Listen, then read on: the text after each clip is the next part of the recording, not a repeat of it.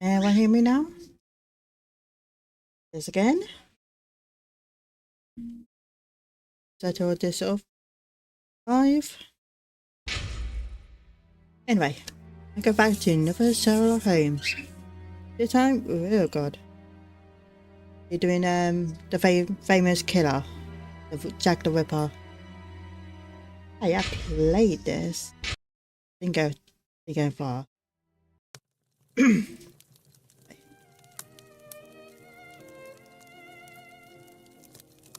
In the name of my health and yours, Holmes, stop smoking so much. There is more fog in our apartment than in the street. You are right, Watson, but this evening is Hello, never ending, Chloe. and I have Thank you for nothing to do coming. but make smoke rings. A more amusing pastime would suit better, but my doctor is against it. Perhaps a little tune on the violin. My heart is not in it tonight, Watson. Have you noticed how this cigarette burns? Would you not say it is like a life being consumed? How many lives will end tonight in London? How many crimes will be committed within the life of a single cigarette? The vanity of existence. It is but complaints and smoke, the meagre panache of its sickly soul. The tobacco is giving you very sombre thoughts. I am certain that this inactivity will not last. Let's retire. You'll be in better humour tomorrow. Hello, Reason Jade. speaks. Thank you for coming. Let's to bed. And same to you. Have a wonderful weekend.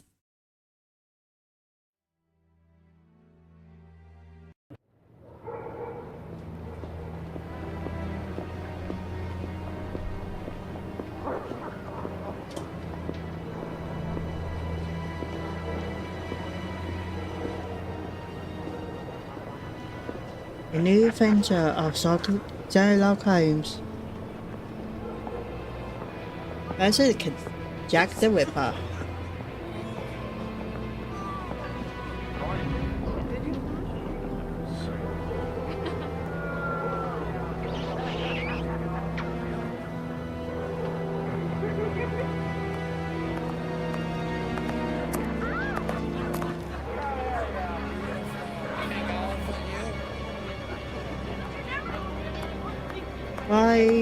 Whitechapel, London.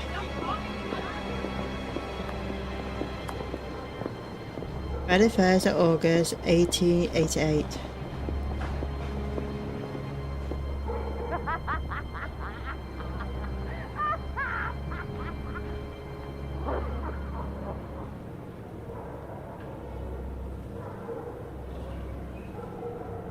Come this way, my lovely. We'll have a right good time. Wait, let me help you. Oh, it's my hair that pleases you.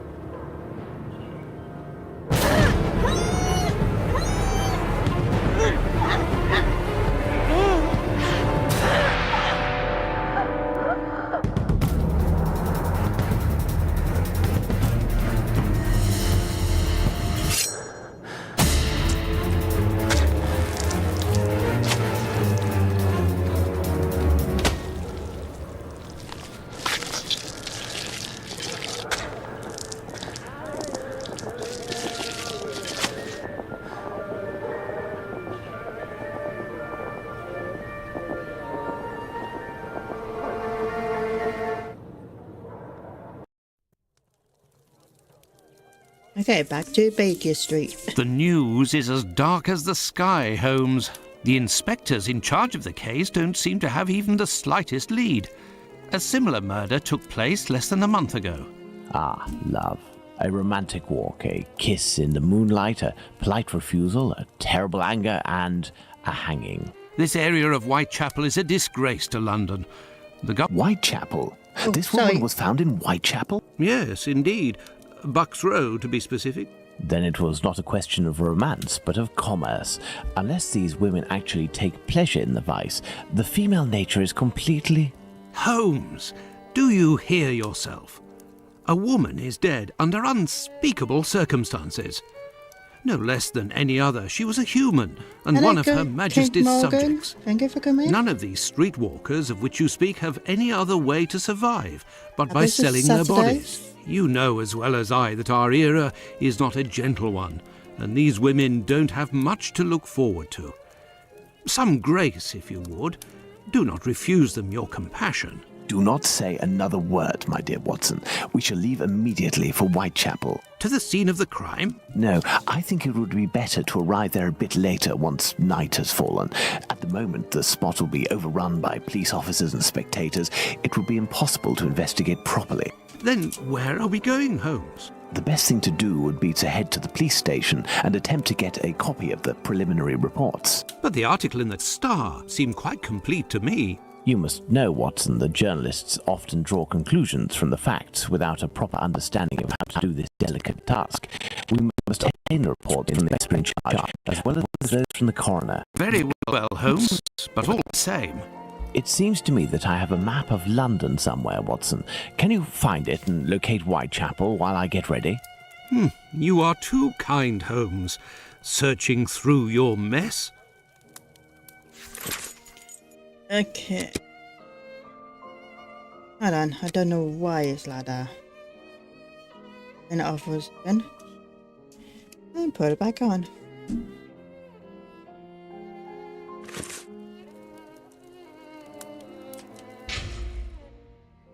Give it that. Do my head in, I would. How about this and one? Mouse, do play up.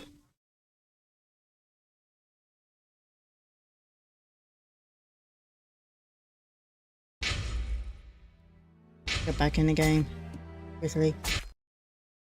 Hello, Chris Toby. Thank you for coming. Can I do? Oh yes, I can do it. Yay. I like this one. Treaty on Cornish, the Celtic dialect of Cornwall. And here, medieval pottery. How can Holmes possibly read such things?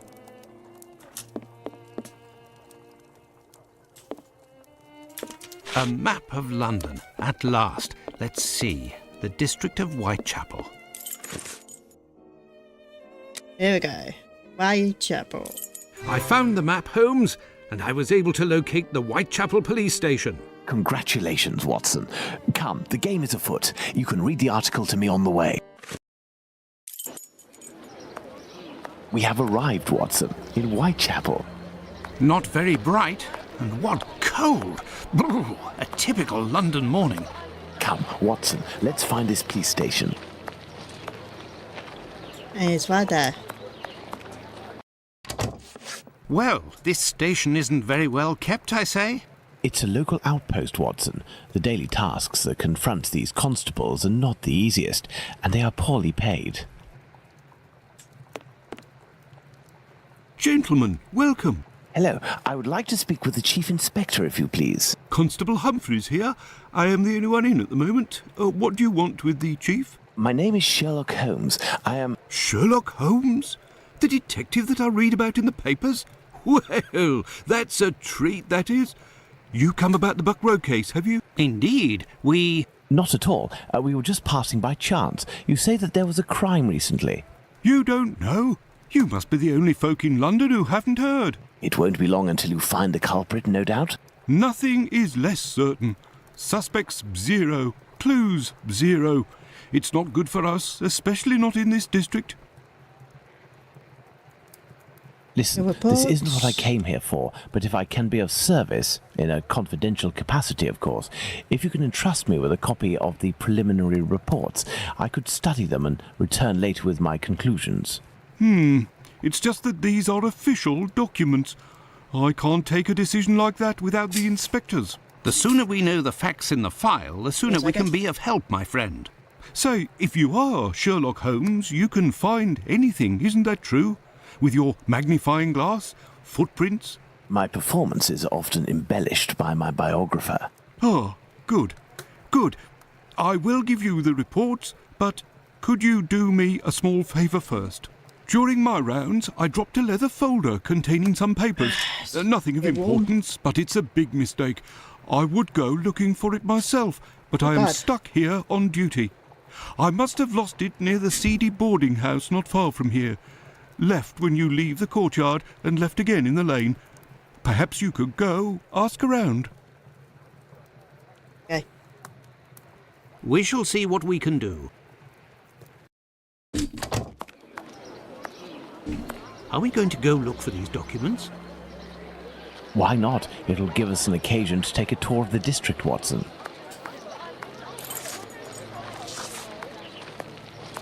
Okay. Documents.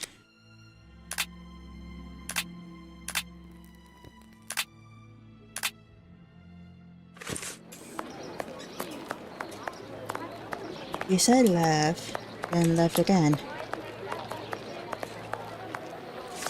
Well, without money, we can't do nothing. Pardon me, but can you give me some information? Misery is a terrible thing.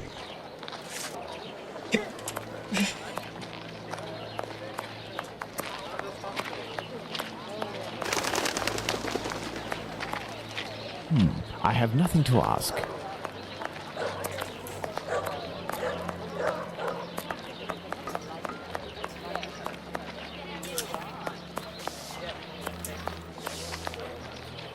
Good day, sir. You wouldn't happen to have seen a leather folder on the ground around here, would you? Good day, gentlemen. Finley, caretaker of this building. Here to serve. And yes, less than an hour ago. But some of the local urchins picked it up and God only knows where it might be now. That's unfortunate. This police bag contained documents that the local police will miss. You're inspectors. Not at all. I am Dr. Watson, and this is Sherlock Holmes, the detective. Sherlock Holmes, the great detective. You must be here about last night's murder. Have you discovered the identity of the poor woman? Indeed, I'd only to read the papers. Mine is dated from this morning, and it does not say who it is. I'm not really engaged in this case, but if I can help the police, I will do so willingly. Oh, to be sure. I've been told that Inspector Aberline is in charge. A very capable man. So, according to you, I have no chance of finding this folder. Indeed. But I, on the other hand, should be able to find it. Do me a favour in exchange. A vagrant comes almost every night to sleep in one of the nooks not far from my windows. He coughs, howls, sometimes even sings. He's quite hefty and I don't dare approach him. I've lost 3 tenants because of him. If it's you who speaks to the police, they will take this matter more seriously. Tell them about the captain. They'll know who you're talking about. In the meantime, I'll find your police bag. Okay. Let's go to the police station.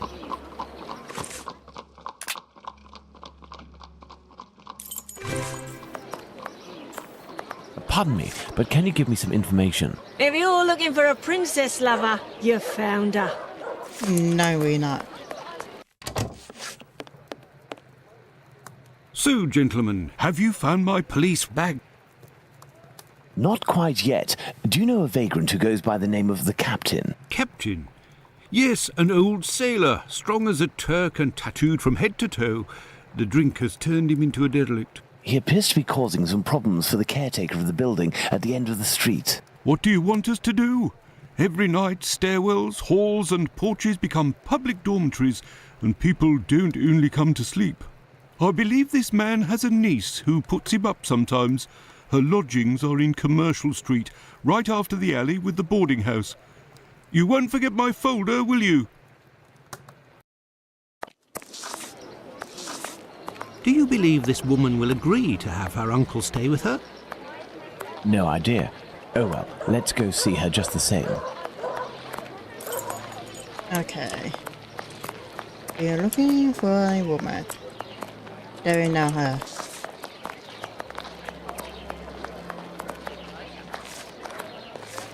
Remember, light and places was in the window.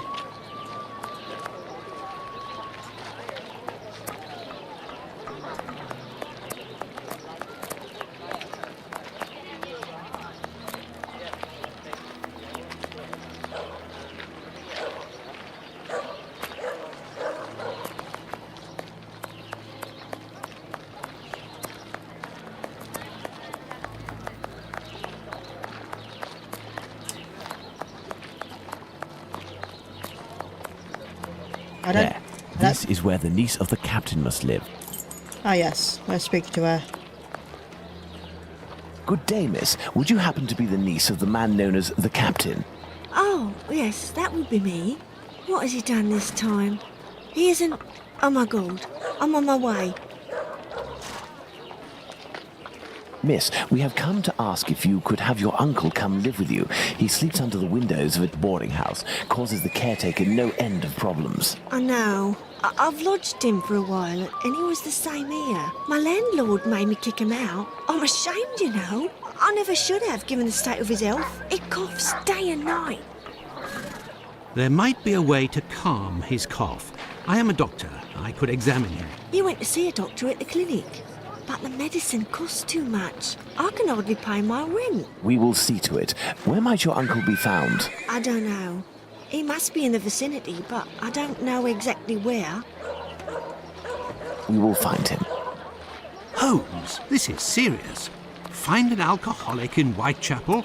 A needle in a haystack would be easier. Come, dear doctor, let's trust to our lucky star. Moreover, we also have our informers, remember? Are you referring to those brats to whom you are always giving charity? Exactly, my secret police. Some of them must surely roam in this area. It suffices to find them. Ah, there's one.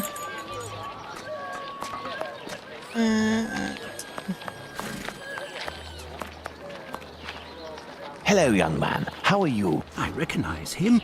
It's the lad who sells newspapers, who is always calling outside our windows at Baker Street, early in the morning. Hello, Mr. Holmes. It's a treat to see you again.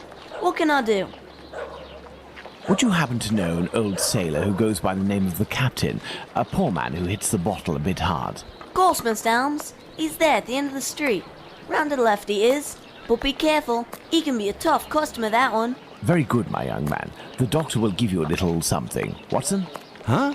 I say, Holmes? Is he always such a skinflint with you, Mr. Holmes? Well, thanks to you, Mr. Holmes. Anytime you need me. Okay. I think it was Daniel.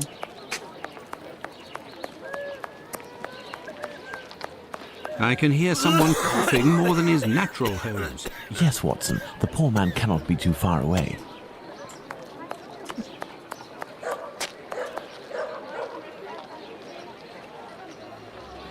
If, in order to listen to us, this man imposes as condition that we find his pet cockroach, there will be another murder in Whitechapel today, Watson. Yours. Ah.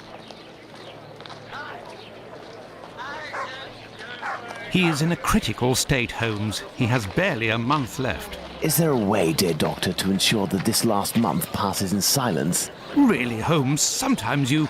Oh, really? I will make note of some medicine to get immediately that will relieve his pain. Very well. I will locate an apothecary or a clinic. Clinic, okay. Anyway, yeah, it is. This building is a clinic.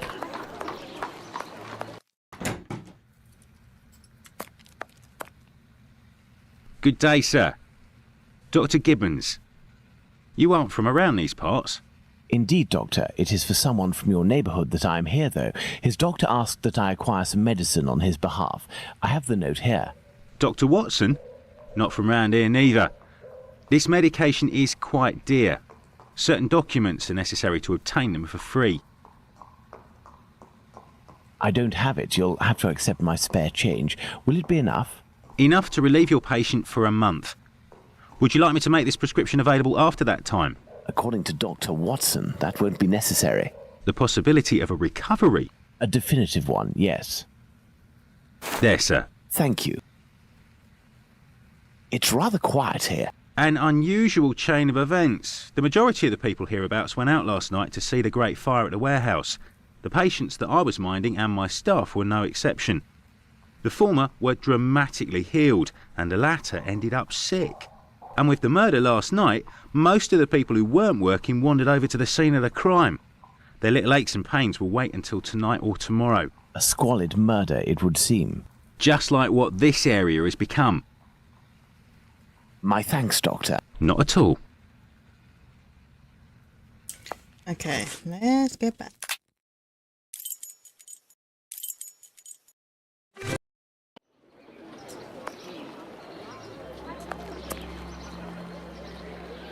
Here is the medication, Watson.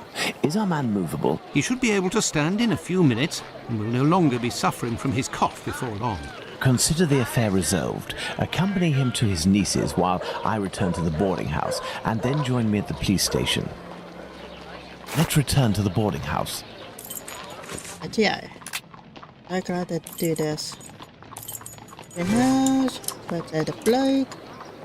I have good news for you, Mr. Finley. We have sent a captain to stay with a relative, and he shouldn't bother you for a while. I also have some good news. I have your police bag. Thank you. I bid you good day. Oh, it was nothing. Tell me, one of my wife's friends lost... Another day, Finley, another day. Let's go to the police station.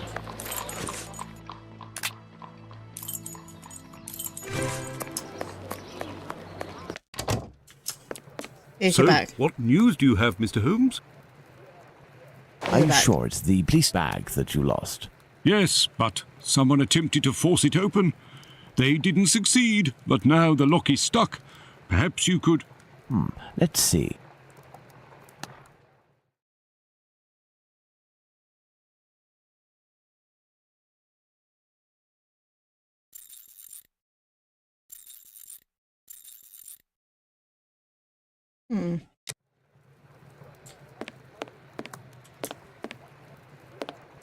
Here's some clues. This must be the door that leads to the... So, what news do you have?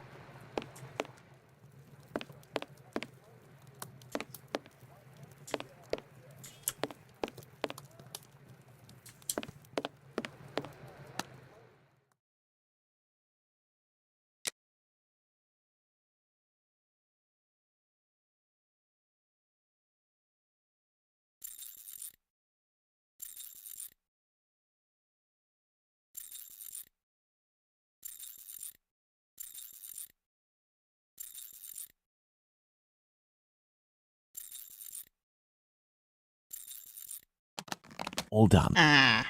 A big thank you, Mr. Holmes. Think nothing of it, my friend.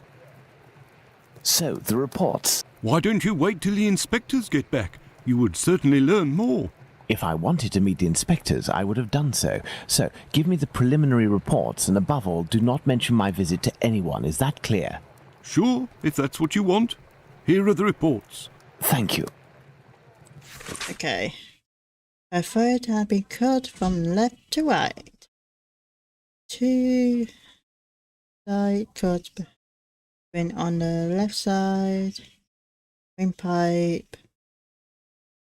The core and 2. Have you obtained the preliminary reports? Yes, we'll read them on the go. Let's to the scene of the crime at Bucks Row, Watson. Let's go. Here we go. There's the murder.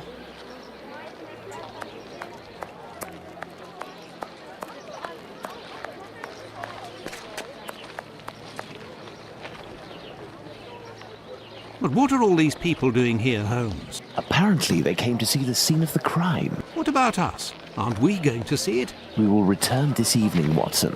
The circumstances shall be ideal for carrying out our little experiments. Later Well, on. Watson, we are at the scene of the Polly Nichols murder. Imagine the victim lying at the spot where she was found and try to discern all of the clues we can. Watson, you are a writer. I am therefore entrusting you with our deduction board. It will help us to establish certain Oh facts. god, I got a bit. Understood, Holmes. Oh, I got a bit dry skin. Here we go. Let's look at this poor woman more closely.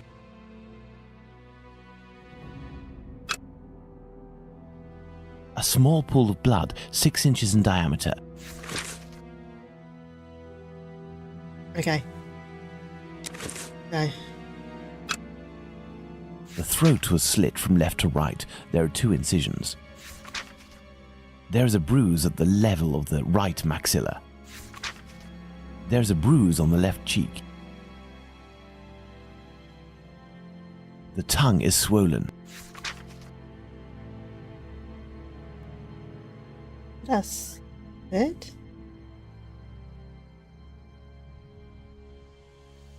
The tongue is swollen. You know about that.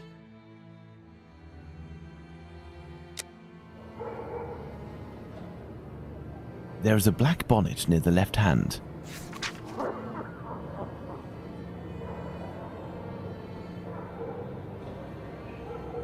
The body was lying on its back, legs straight and slightly apart. The skirt had been lifted up to the middle of the body. The left hand was touching the barn door. The body was still warm. Let's reread the preliminary report for the details on the wounds inflicted upon this poor woman.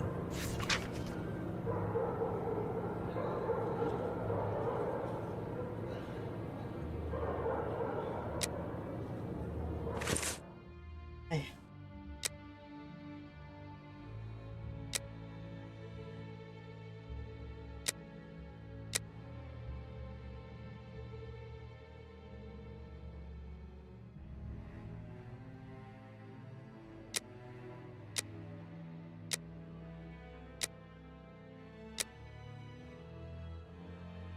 For the blood.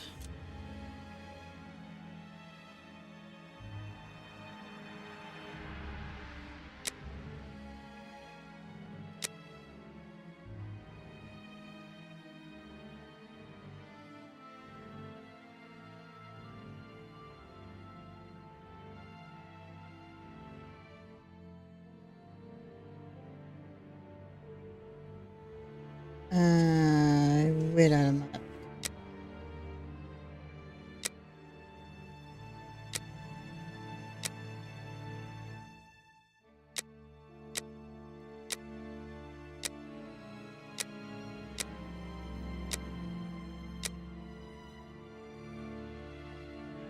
Victim. Jawbone. Bleeding beta. The bruise cut.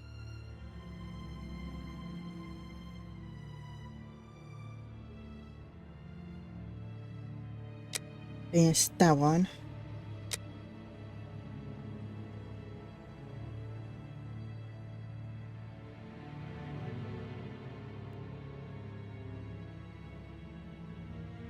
Have a strangle. Oh.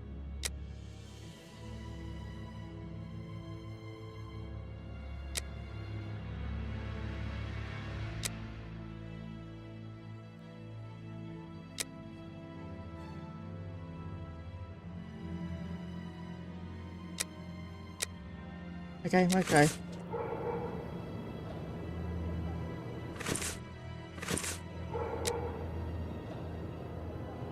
This spot is deserted, Holmes. The prostitutes only come here to exercise. There is only one streetlight lit on this street, Watson, and this spot is particularly poorly lit.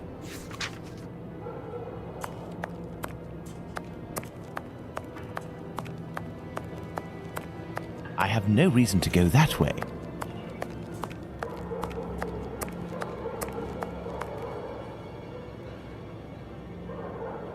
No marks on the ground. The ground is muddy. No signs of blood. Well, Watson, we have found all of the possible clues, I think, but we will now attempt to recreate the scene of the murder. Come closer, Watson. I have to make you up. You are joking, Holmes?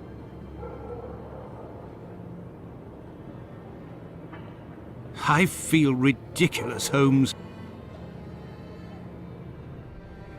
Now, Watson, come and stand here in front of me. You shall play the role of the poor woman and I shall play that of the murderer. Let's try to reconstruct the facts to ensure the final result corresponds indisputably to the way that Polly Nichols was killed.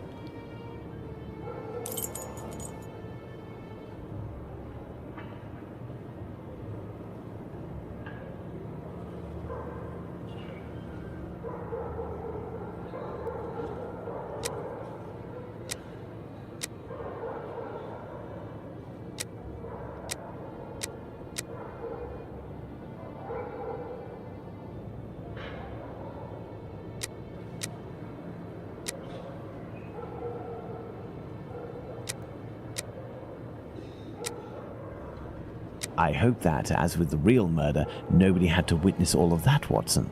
If the murderer used his right hand astride his victim, there wasn't much room. Okay.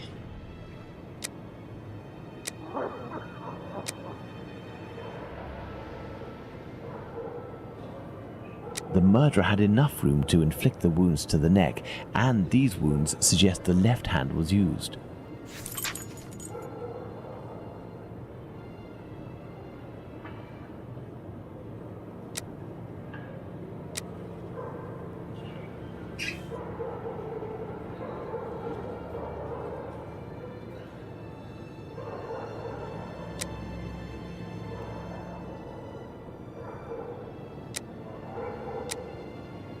No, I don't think that things went like that.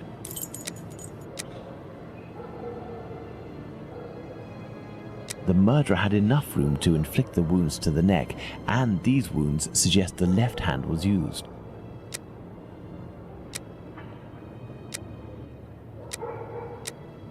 If the killer positioned himself... This position is unlikely. This position is a possibility. The murderer would have used his knife in his right hand. Plausible, but not likely. No, I don't think that things went like that.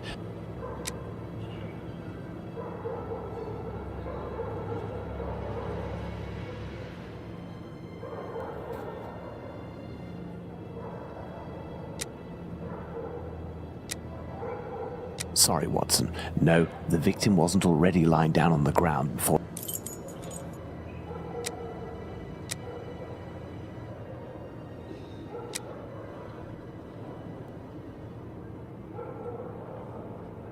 Yes, it's quite possible the events occurred like this.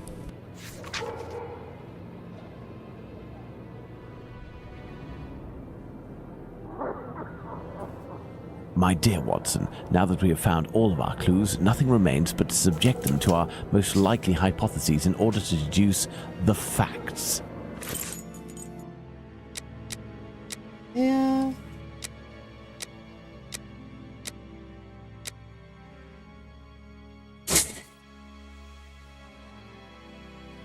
A bag, a hand, bottless streets.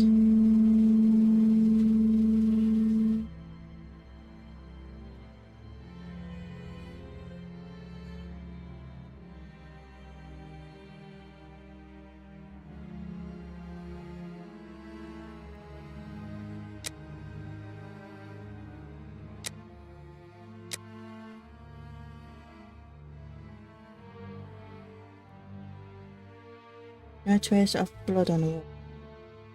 Victor.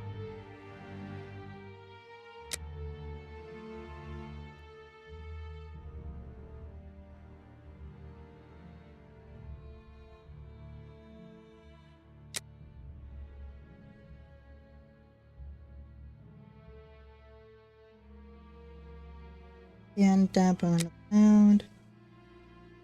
You could not.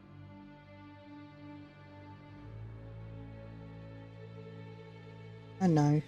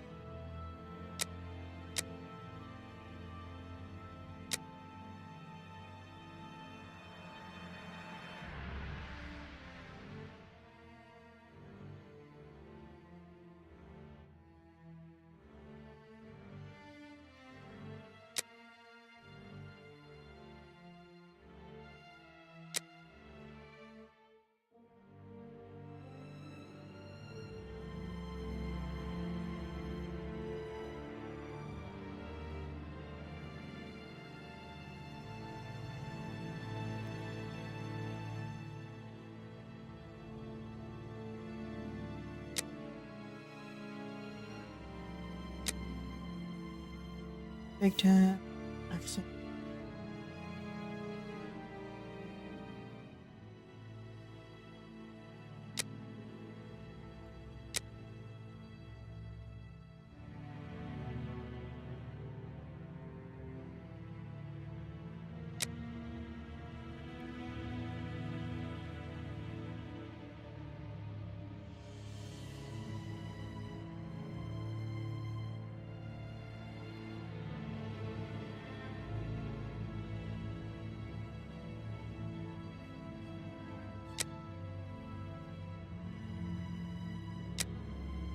Ah, here we go.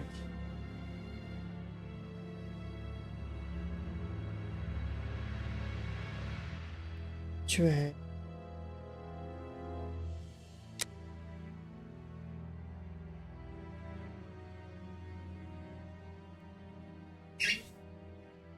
Remember mobile radar.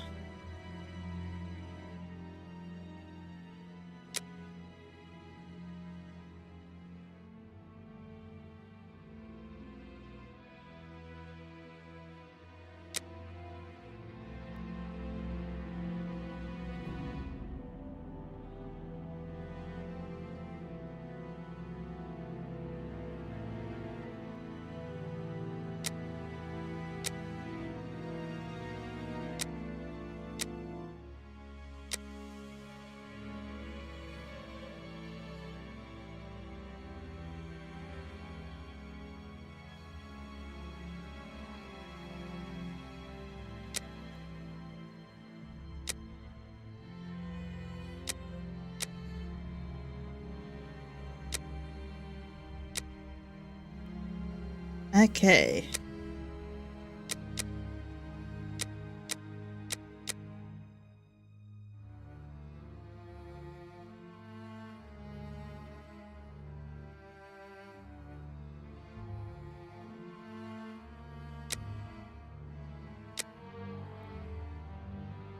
The culprit form away from the ground. The murder was open. Polly Nicole Wright. The murder. The war victim.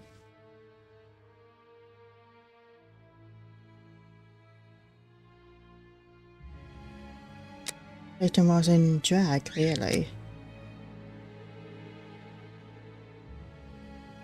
We want these. There we go. That's alright. The victim is on.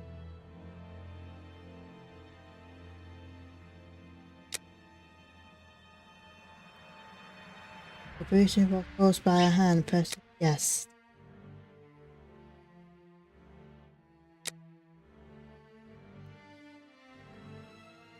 Left hand referring to screaming.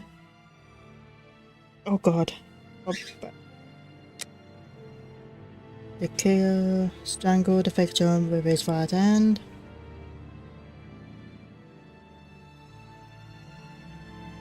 Hey, what's about it?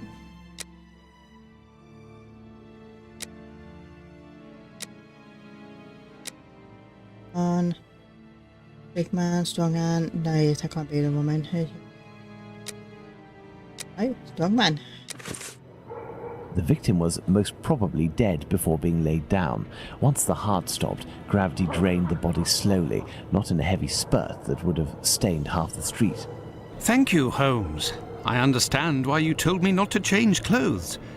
Do you realize that our behavior didn't alarm anyone? The victim's ordeal was even more discreet. By acting in silence, we have confirmed something. The crime definitely took place here. The victim and her murderer were able to come here without making any noise, and afterwards the murder took place without the slightest cry being uttered. Come, Watson, let's go home. We have spent far too long in this sinister alley. Thank you for coming. And so, my dear Watson, the day and night which we passed in Whitechapel were enlightening, weren't they? An adventure that I most certainly will never relate. To be in the skin of that poor woman. I prefer not to speak of it further. But have we really learned anything about the murderer? Obviously a man, given the necessary strength. We have little to go on, at least no more than the police. But in my opinion, Inspector Aberline has a trick or two up his sleeve. No, I want to talk about the facts and what we can draw from them. We know where the crime was committed and under what conditions. I would like to ask you about the possible motives for the crime. According to you, Watson, what could have pushed the murderer to act in such a way?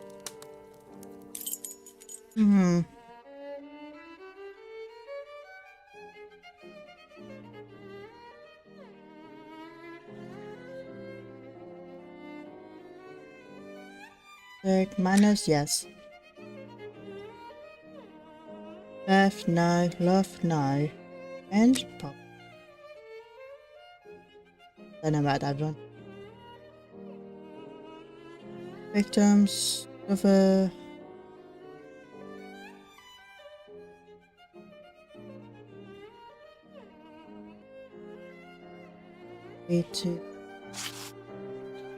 Yes. Revenge, Holmes? Revenge could be a possible motive, but with one small reservation.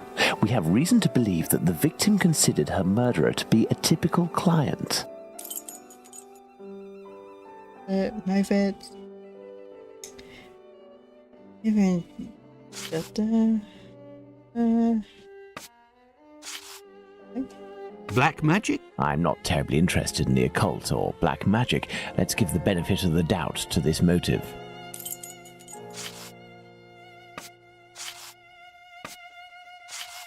A personal drama? Love can certainly lead to many a drama, but we have to consider the fact that the victim didn't know her attacker.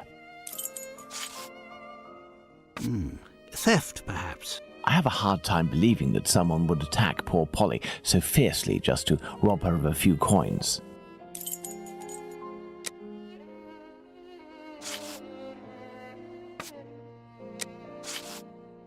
Homicidal insanity, Holmes. It is indubitable that the man who did this to Polly Nichols is not of his full senses. Elementary. Very well, Watson. I think that we've exhausted the topic. Take a rest and we'll speak again later. Ah, it would seem that the investigation is advancing, Holmes. Yesterday's Star said that a suspect is in the hands of the police, a man with a rather sinister reputation. I was about to join you in your optimistic outlook until you informed me that the good news came from the press, Watson. But surely they wouldn't invent the fact that the police are holding a suspect, or the acts that are attributed to him. You will have an exact answer to these two questions in less than 50 seconds, Watson. Pardon? Enter, Inspector. Good day. Dear Watson, allow me to introduce Inspector Aberline, Inspector Dr. Watson. Inspector? To what do we owe the honour of your presence, Inspector? I heard that the two of you made your way to Whitechapel a few days ago. Your arrival, you are aware, coincides with a very serious affair which our police service is going to great lengths to solve and which is creating strong tensions in the area. Pardon me, but haven't you arrested someone? A certain Leather Apron? Absolutely not. The man who hides behind this name is indeed being actively searched for by the force. Besides, nothing at the moment suggests that he is the Bucks Row murderer. There, you've been enlightened, Watson. Now it is our turn to answer Inspector Aberline's questions. Indeed. I will be brief and precise. Do you intend to investigate this case, or have you already started? It is to be of service to a friend that I went to Whitechapel. We did, out of curiosity, familiarise ourselves with the preliminary reports, and we made our way to the scene of the crime. Our conclusions are slim, as are the clues. Having not been officially appointed by a client, I believe that my intervention in this business will end there. Very well. To be frank, you take the weight off my shoulders by distancing yourself from the case. Our image isn't very good, to say nothing of what the press puts us through. Thus, if overnight they found out that you were on the case, people would turn against us. And they would pester me, overwhelm me, and finally make me out to be responsible for the inevitable failure such a scenario entails. Neither you nor I wish for this to happen. I know that your time is precious, Inspector. I will send you a note regarding my conclusions shortly. With pleasure. Gentlemen? Do you think that he will find the murderer? The chances are slim to non-existent. It is 7 days now, short of a confession from the murderer himself. And you will not go further? You heard the Inspector, Watson. My presence in Whitechapel would hinder, which doesn't mean that we will drop the case. How is that? The Inspector spoke of me, but not of us. It is you, Watson, who will lead the investigation tonight. It is you who will bring to the police station the little note that I will write regarding our conclusions. Despite the late hour, there is nothing to stop you from making inquiries about this famous Leather Apron while you are there. Yeah. Okay, the Star.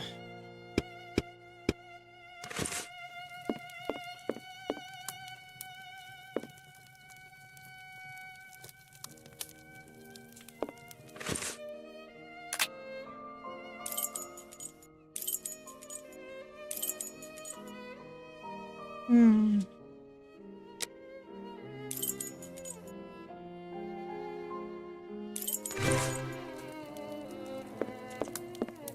What? You still haven't left for Whitechapel, Watson? Okay, we'll come back to that. Oh, yeah. Well, if I follow Holmes's instructions, then to begin my investigation into this leather apron, I must first head to the police station.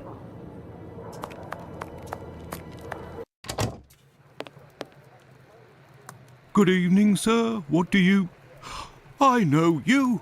You were here last week with Sherlock Holmes. Indeed. I have come to bring a message from Sherlock Holmes for Inspector Aberline. Very well, I will pass it on. But come to think of it, someone was asking about you recently. Finlay, the caretaker of some shady boarding house nearby. Does that mean anything to you? Ah, perhaps. Actually, I read in the Star that you have arrested a suspect called Leather Apron. You shouldn't believe what you read in that rag, sir. The man is being hunted, but we have yet to get our hands on him, and we aren't close to it either. Why ever not? Bah, he's a specialist in the streetwalker racket. These girls make pitiful witnesses, and we don't inspire confidence. Furthermore, the man seems to be pretty discreet lately. Someone must be helping to hide him.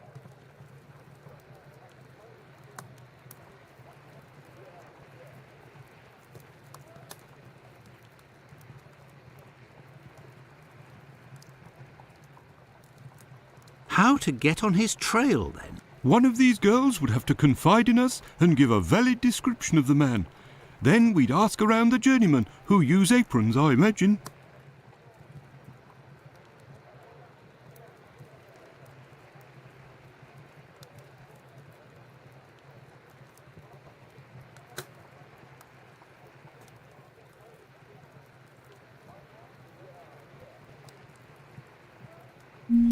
I know, can love it. 1 minute. You okay?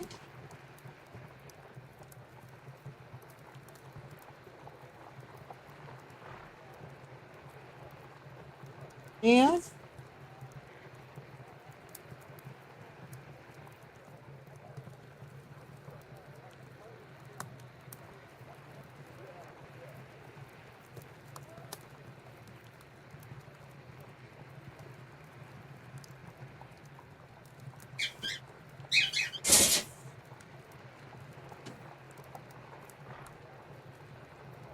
You okay? Okay.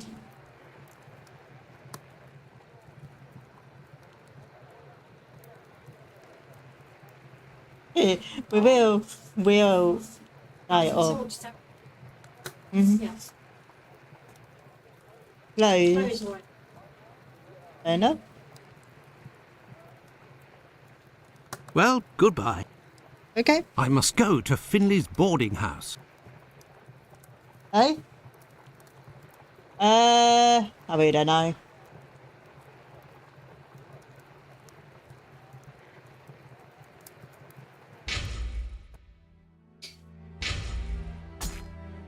Yep. I will be right back.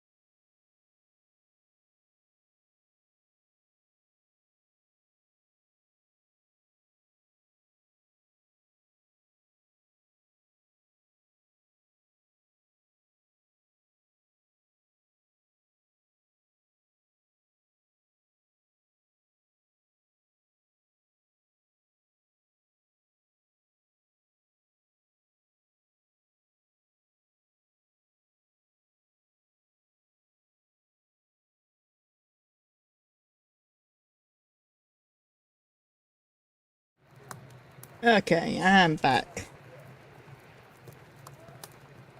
What do I do now? Oh!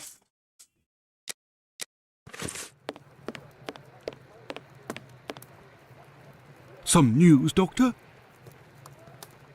How to get on his trail, then? One of these girls would have to confide. Well, goodbye.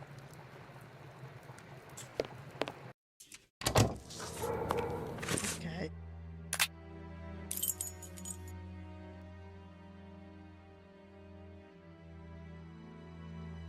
Let's I must go to Finley's boarding house.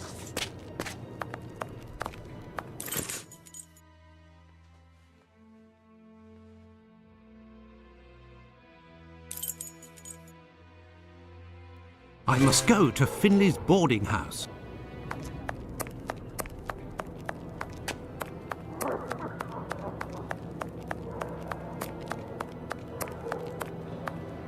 Moving on down.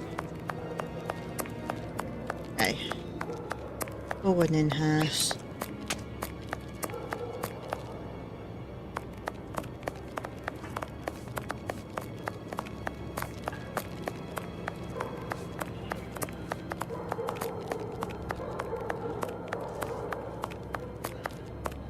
If you have the means, I can let you pass before everyone. But behind me. I have no reason to go that way. Okay.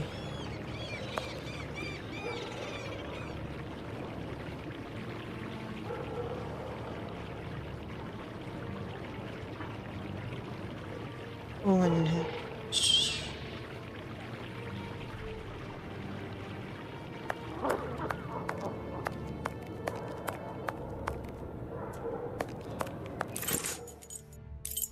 I must go to Finley's boarding house. Good evening, Finley. Oh, good evening, sir. Aren't you the gentleman who was with the great detective the other time? That is indeed me, Dr. Watson. Tell me, Finley, I was told that you were looking for us at the police station. Indeed, I wanted to thank you for last time, you know. That vagrant has never set foot round mine again. I even found a tenant, one who pays his rent, I mean. You don't seem very happy, but you were lucky to have found a good tenant so quickly. It's just that this man is very strange. He paid several days in advance and I gave him a key to the place. Since then, he goes out every night and returns at ungodly hours. I'm sure he goes to visit the ladies, but still, every night. And when he moved in, something must have broken in his case and stank up the stairs in his room for 2 days. I think it was a jar. It must be over there. Tell me, have you heard talk of Leather Apron? By the papers, that's all. This man seems very sinister. Do you know any journeymen who use this type of apron? The slaughterhouse butchers, I believe, but definitely the cobblers. I know one, old Isaac Solomonovich. His workshop is on a small street in the Jewish community, across from the hospital. He's a good man. He can help you. But you know, the people there are very close and don't share much with non-Jews. Thank you, Finley. At your service, sir. Okay. This odour is very strong indeed, but the whole neighbourhood as such has a dreadful stench. Finley might have an idea as to what this jar had contained. What do you want, Doctor? You're right, the pieces of the jar that your tenant broke do give off a strange smell. It's true. That's quite normal given his trade. Yes, and what would the trade be of your strange tenant? A doctor, like yourself, I believe. Dr. Tumblety, a foreigner. Canadian, perhaps. Dr. Tumblety. It might be interesting to know more about him. Thank you, Finley. At your service, sir.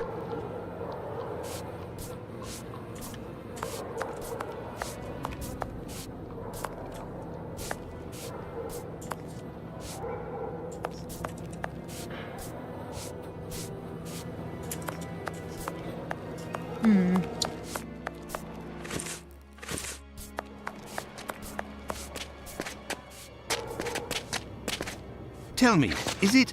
You should return home, sir.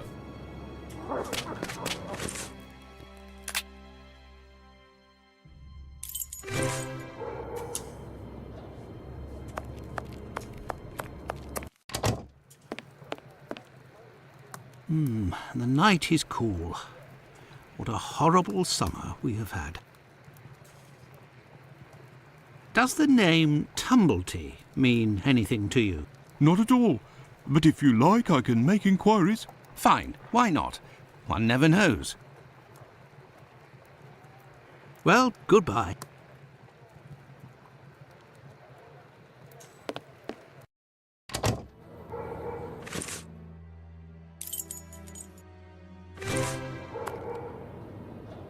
Oh, it's you.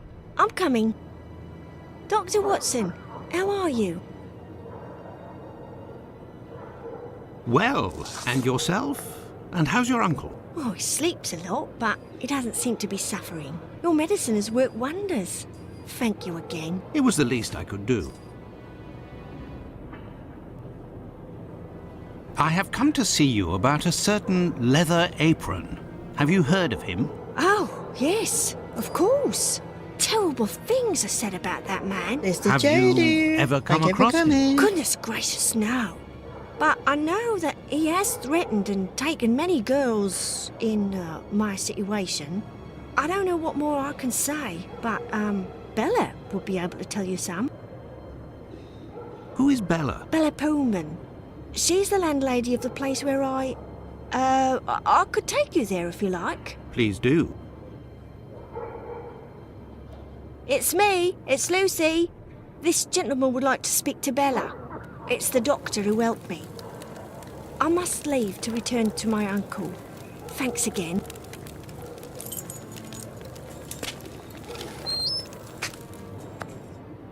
Out of the way, I don't like the look of you.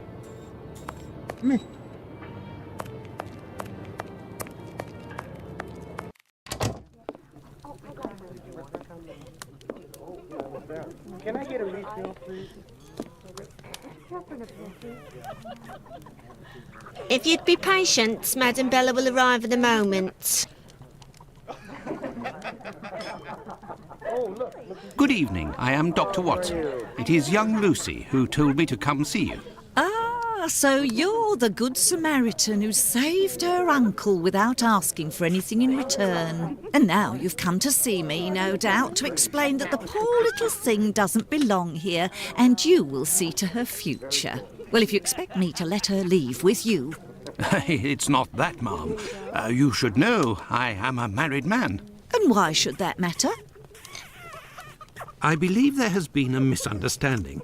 The reason that Lucy sent me here is that you may be able to give me some information about Leather Apron. Are you a doctor or a constable? I am most certainly a doctor, but I am acting in this matter in a private capacity, and I would like to find this man.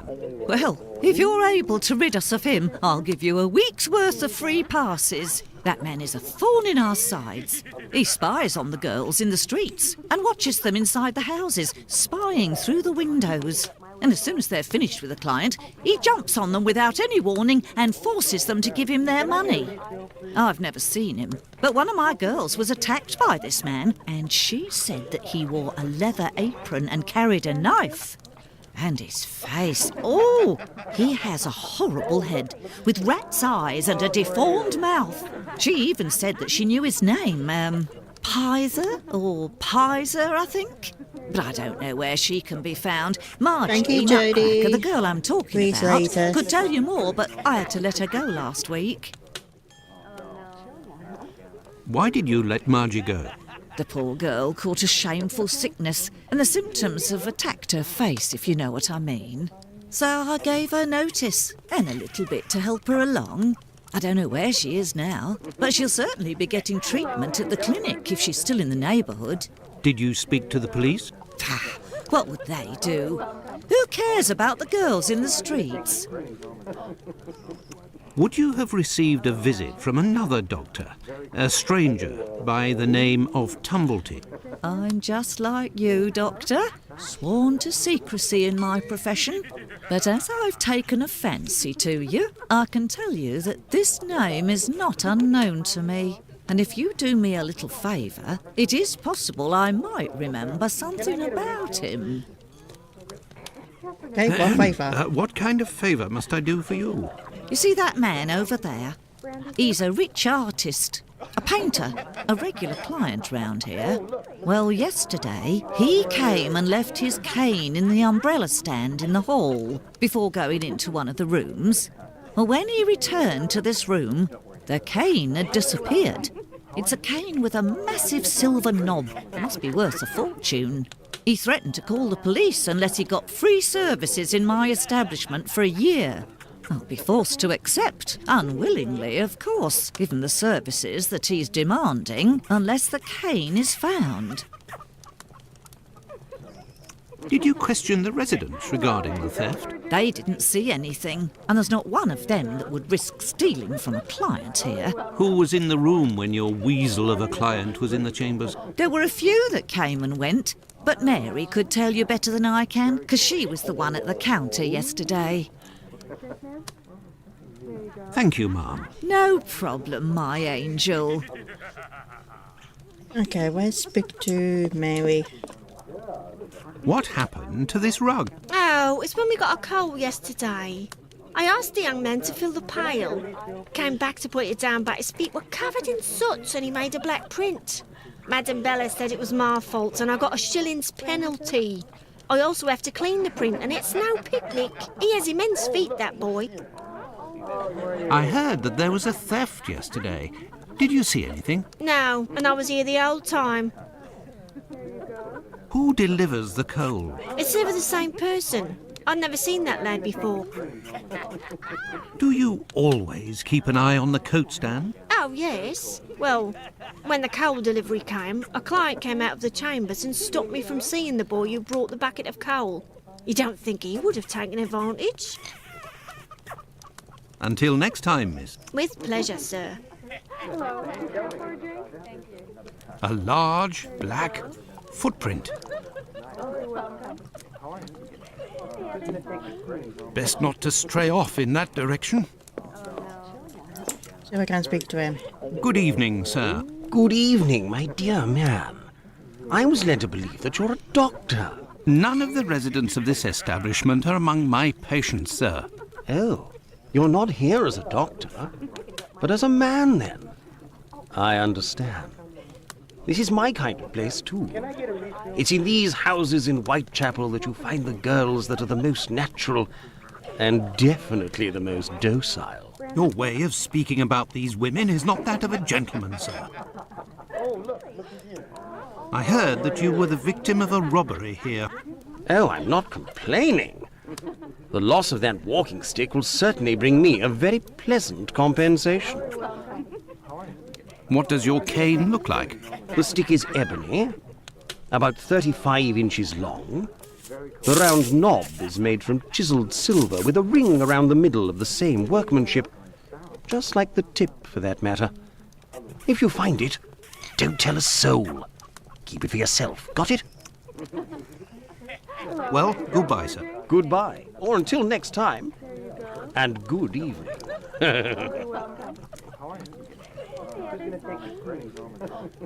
Hello, radio, my friend. Thank you for coming. Oh. Okay. Let's go. Let's open it.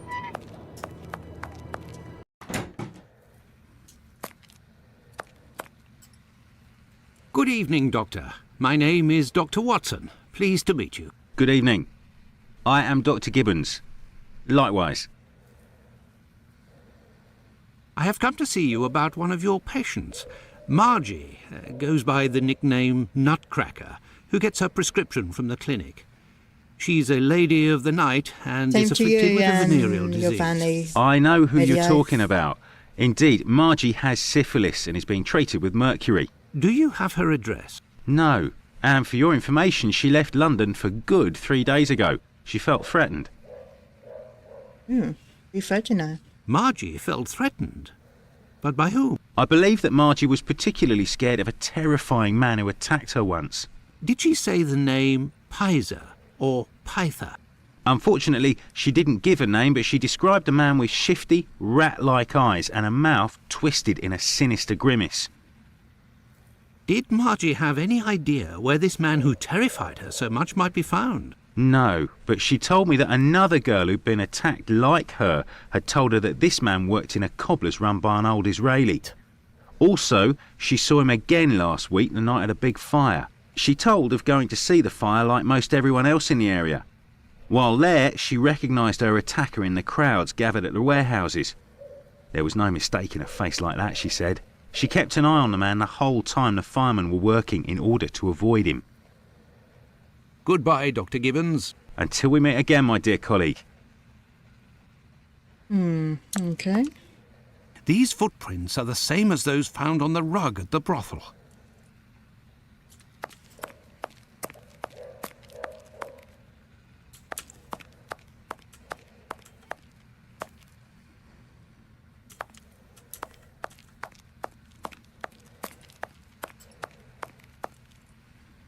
What can I do for you, my dear colleague? Pardon me, Doctor, but who made the large black footprints there near the beds? The brother of one of my patients. The poor thing had a leg amputated after colliding with a carriage. We arranged to find her a prosthesis. Prostheses are very expensive. How did this man pay? He told me that one of his uncles gave him a walking stick with a chiselled silver knob. I agreed to accept this knob in exchange for a simple prosthesis with harness.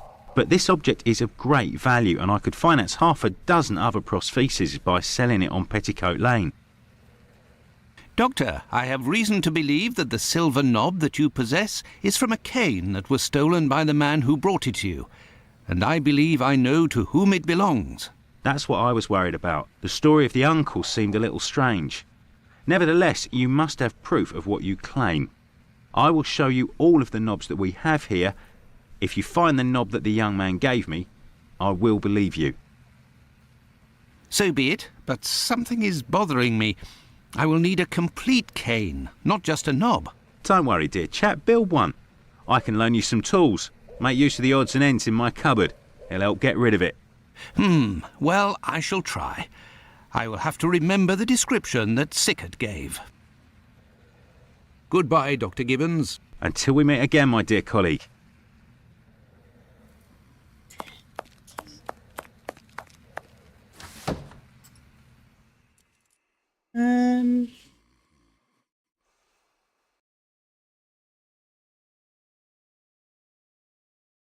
Bertie.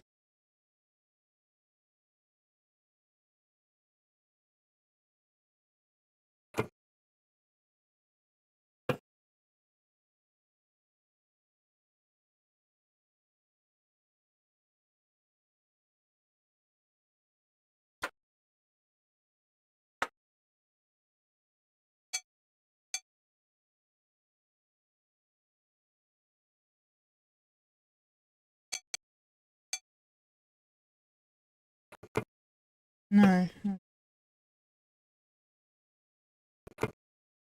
There, all done.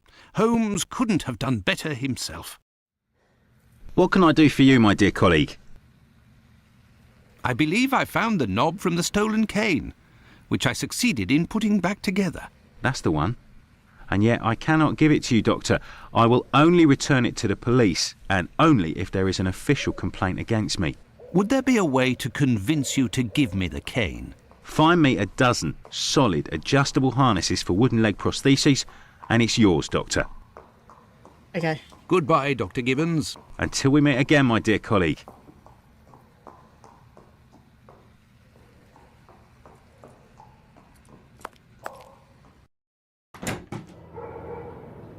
This interview with the doctor revealed an important fact.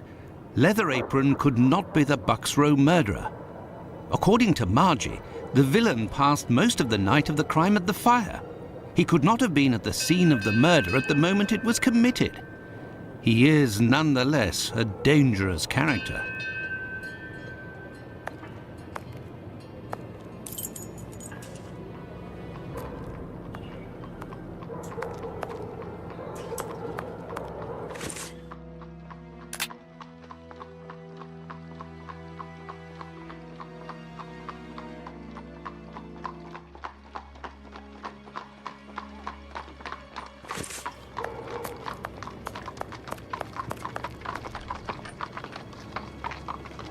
Boots and shoes repair. A cobbler's shop. There's nobody here. How very odd.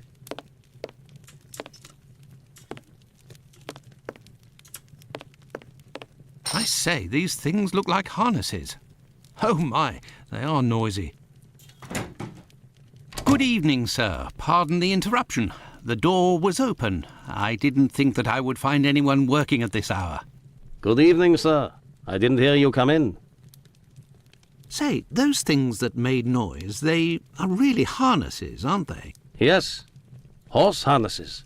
But I must tell you, sir, that the store is normally closed at this hour. That is why I've asked you to return tomorrow. I didn't come about my shoes.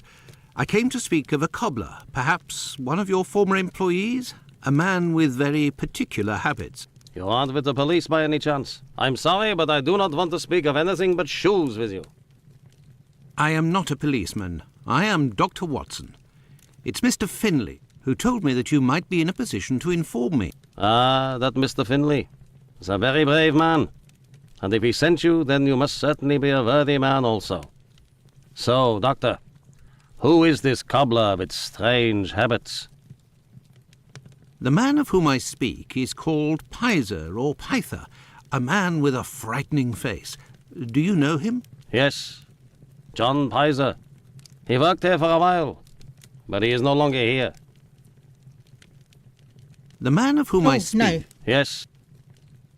Do you know where I can find him? No. And if you look, you will not find him. Why? Because he is in hiding, Doctor. You see, a week ago, a horrible murder took place in the neighborhood. A rumor circulated that he might have been responsible for this crime. They say he has quarreled with women of certain virtue in the past, if you understand me. Isaac, it is about the Bucks Row case that I have come to see you. I have the certitude and an incontestable witness that Pizer is innocent, at least of this crime, although he has attacked a number of street women. If he doesn't come forward to explain himself to the authorities, he is condemned to hiding and to take the fall for this murder. Furthermore, it will cast suspicions on your community because they must be hiding him.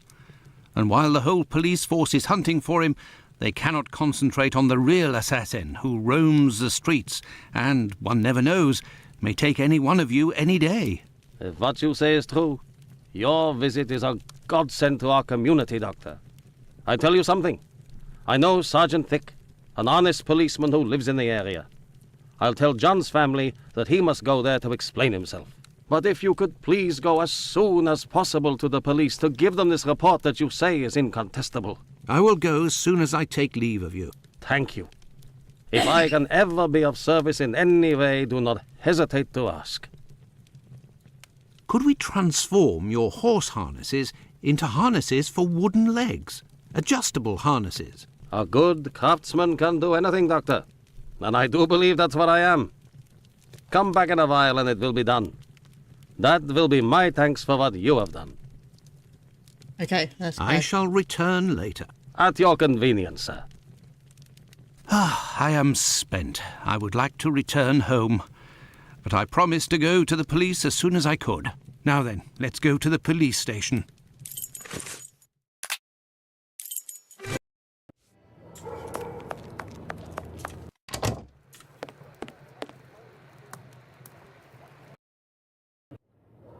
Meanwhile, no one.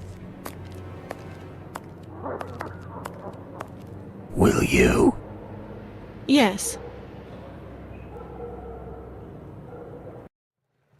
Hey, Doctor, you seem tired. Were you wandering the darker parts of Whitechapel all night? You could say that. I have some information on Leatherapron, the man of whom we spoke earlier. Do you know where he is? No, but I can clear him of the Bucks Row crime. A witness proved him totally innocent. Oh, Watson, is it only now, after many hours of walking, that you decide to pass on the important message that Inspector Aberline is waiting for? But, no. But what are you doing here, Holmes?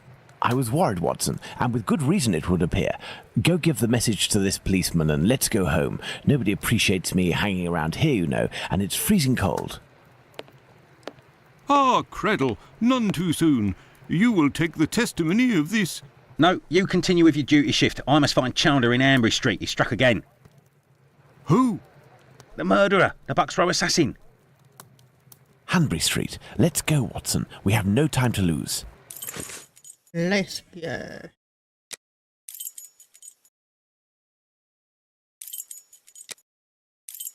I have no...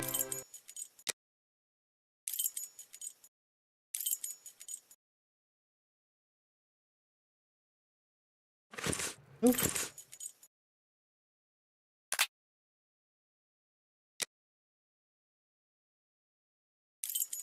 There we Hanbury go. Street. Let's go, Watson. We have no time to lose.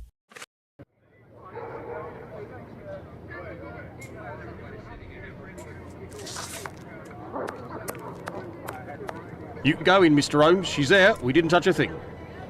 Okay,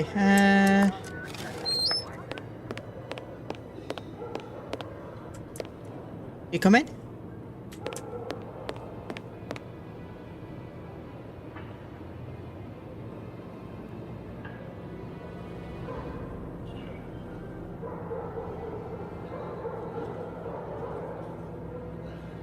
It was very good of PC Chandler to let us pass. He said no one has touched the corpse. It's the perfect opportunity for us to put our skills to the test. Watson, let's not waste it. I look at the body. So, Doctor, shall we examine our victim? Ah, I'm tired, Holmes. I'm not sure if I am in a state to do this work. Come, Watson, there's little time. Show me what you're made of.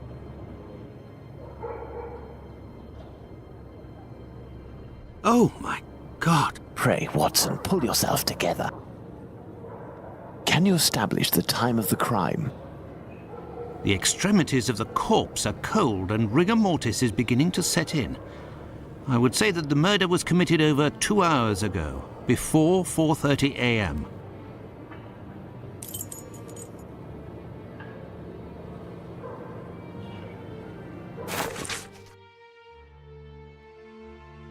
A torn envelope. It smells of rubbing alcohol. It contains 3 pills. I will take one. 2 should suffice for the police.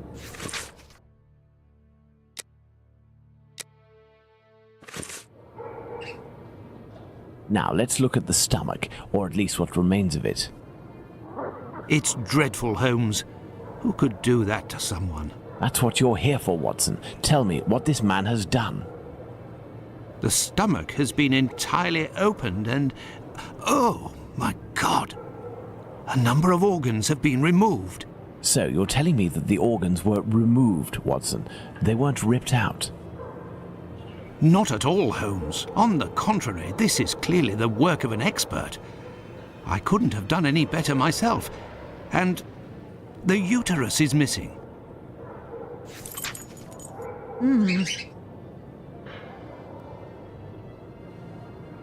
Looky here. It would seem he has a mark on his left hand.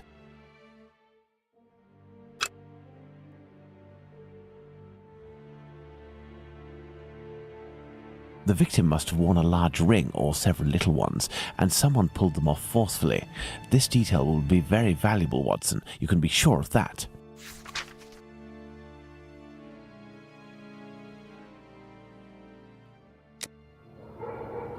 Let's look at this poor woman more closely.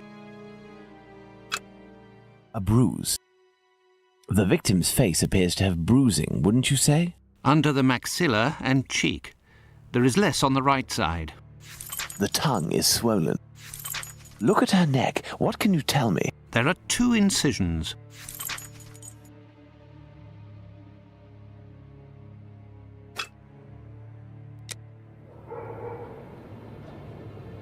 A piece of coarse muslin. 2 combs, curiously arranged.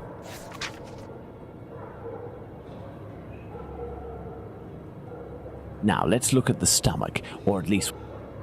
It's dreadful. That's what you... So...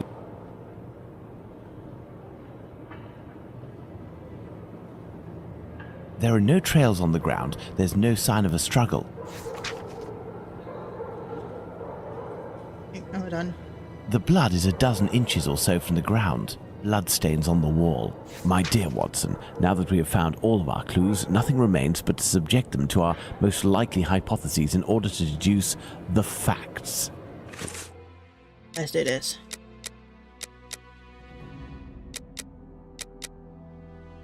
Okay.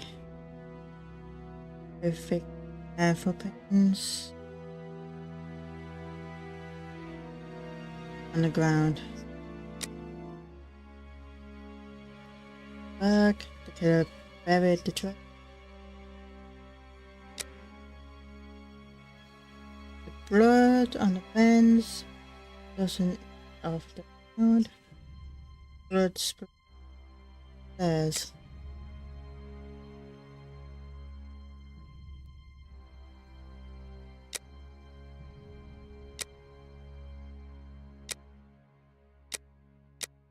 Here we go.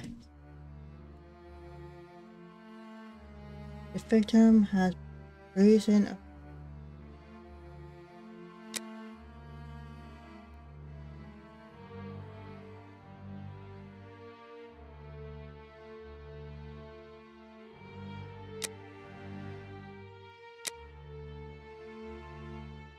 info.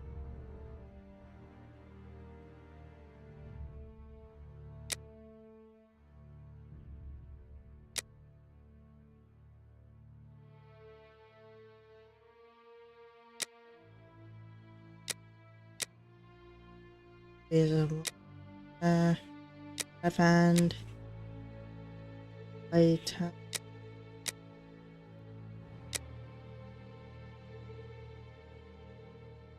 bloated. You are strangled.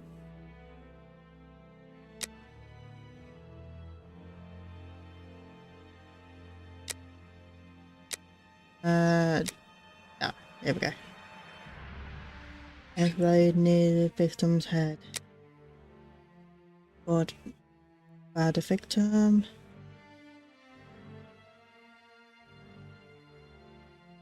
Give it over. Killer.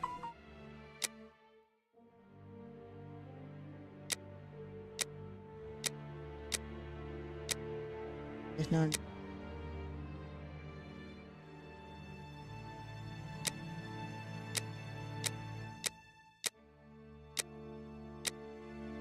Okay, there's no name. No, it could be one of them. Ah.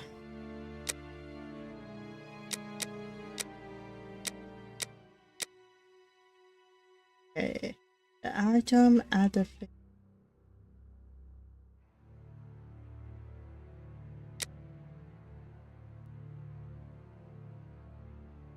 I didn't find out. But the item book. Come.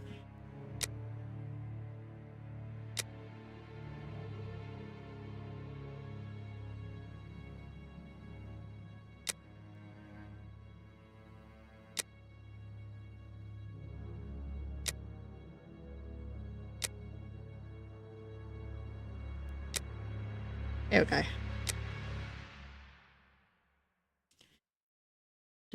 I can't. Yes. The body is cold at the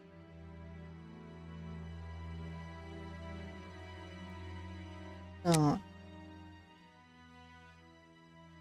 Every 2 hours.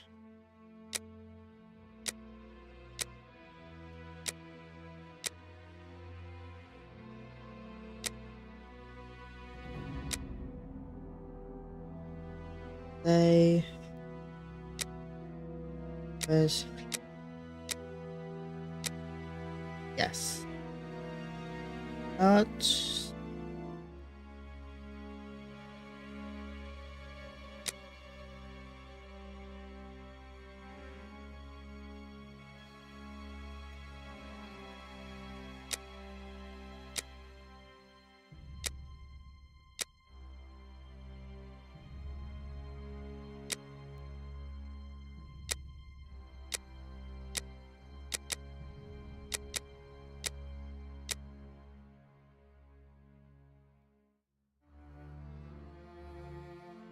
to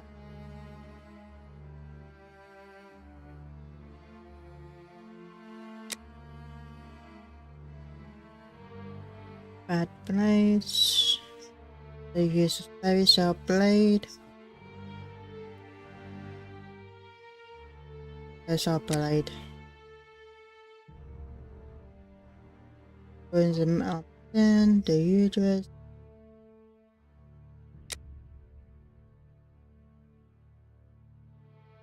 Weapon. Face up. Use the weapon. If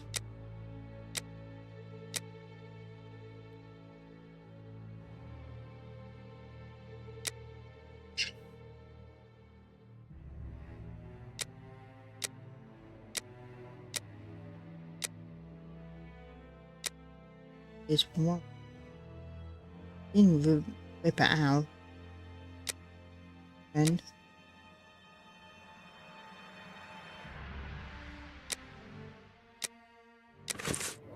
I hear a noise coming from the street, Watson. The authorities are arriving. It's time for us to go. Holmes has been locked away in his room for days, always saying the same things. I'm thinking, Watson. Very good, Watson. As you wish, Watson.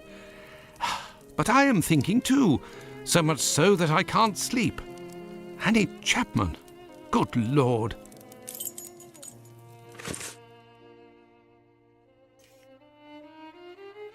give me a minute. Be right back.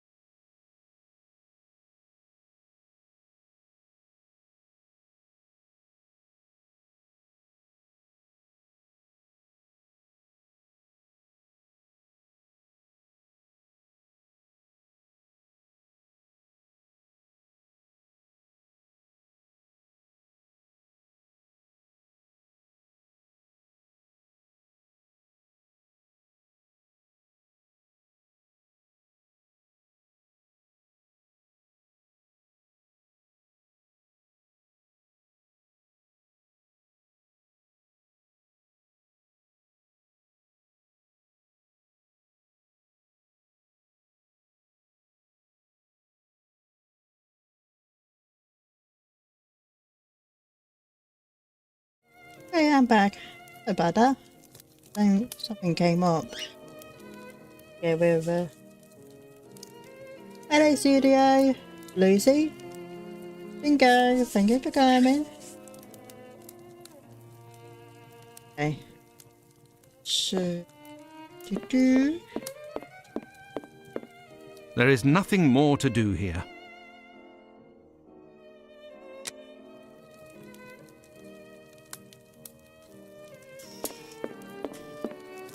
Holmes's violin. He doesn't play nearly enough, if you ask me.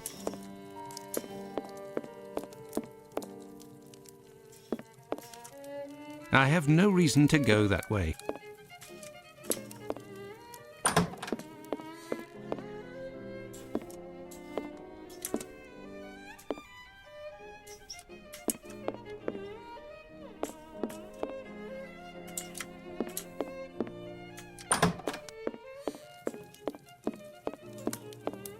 treaty on Cornish, the Celt... Holmes, are you there? Are you sleeping? I'm thinking, Watson. Are you ever going to quit these four walls? If you continue to shut yourself away like this, I will have to abandon the story of your adventures and write an essay on the fascinating colour of this closed door. Very good, Watson. Stop ignoring me! Didn't you say that we need to assess the case of this madman? I, too, can be driven mad, Holmes. I'll order Mrs. Hudson to stop bringing you food. I'll get some straw and a can of lamp oil and smoke you out like a common fox. And if you still don't come out, I'll... As you wish, Watson. Oh, Holmes, I despair of you. Oh, dear. This is the coal bucket in which Holmes keeps his cigars. What a funny idea. This is how Holmes stores his post. Thank goodness his clients don't see this. Colonel Gordon, during the last adventure of the resident patient.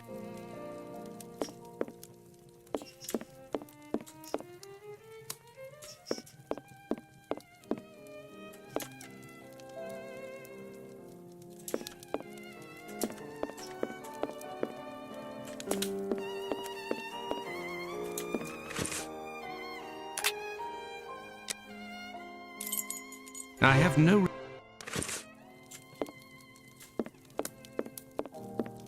This is the harpoon that pierced the sailor Peter the Black.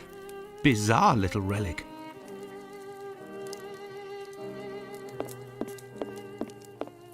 And there? Okay.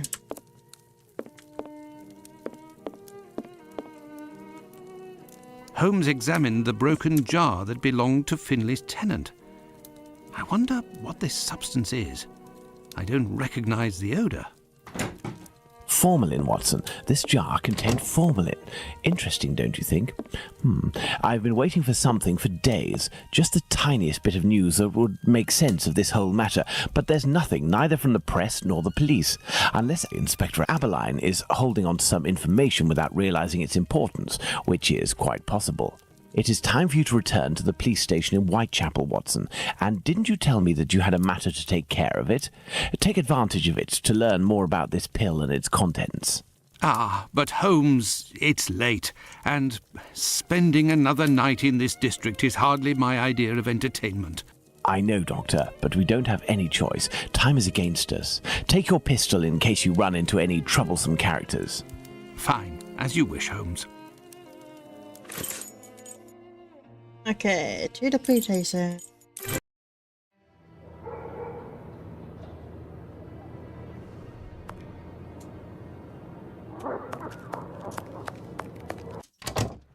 Good evening. I hope I'm not disturbing you. Not at all, Doctor. This man, Mr. Richardson, is a witness to the horrid affair at 29 Hanbury Street, the murder of Annie Chapman. We are discussing the relevance of his testimony. Okay. You're probably not in a position to discuss it with me, but I would like to know more about what you call the relevance of this young man's testimony. Oh, there's no secrecy. It's simply that the testimony given by Mr. Richardson doesn't match the time of death given by the coroner, Dr. Phillips. What was the time of death, according to him? Before 4:30 in the morning. My conclusions were the same. Were there any other conflicting testimonies? Well, 2 other witnesses summoned at the preliminary inquest gave testimony, but in these cases too, the times don't match. Do you remember what it was they said? I didn't even question them myself. A colleague of mine took their statements on paper, but on deciding whether of use, he tore them up and threw them in the bin. There's no point in being bogged down with useless paperwork. I will take my leave, Humphreys. Goodbye, Doctor. Okay.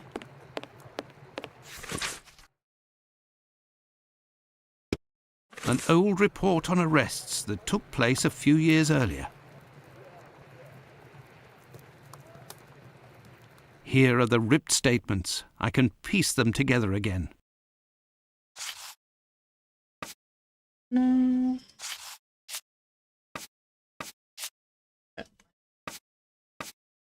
This corner. And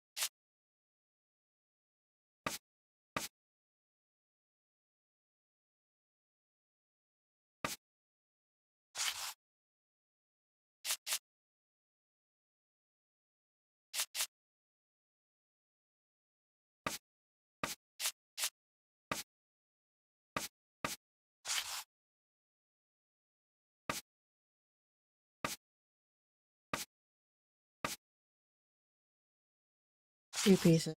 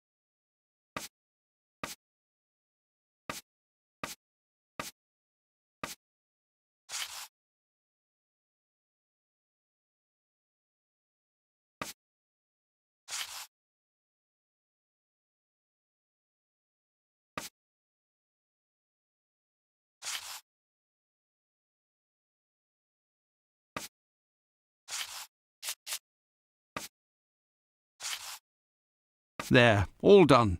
Holmes couldn't have done better himself. Yeah.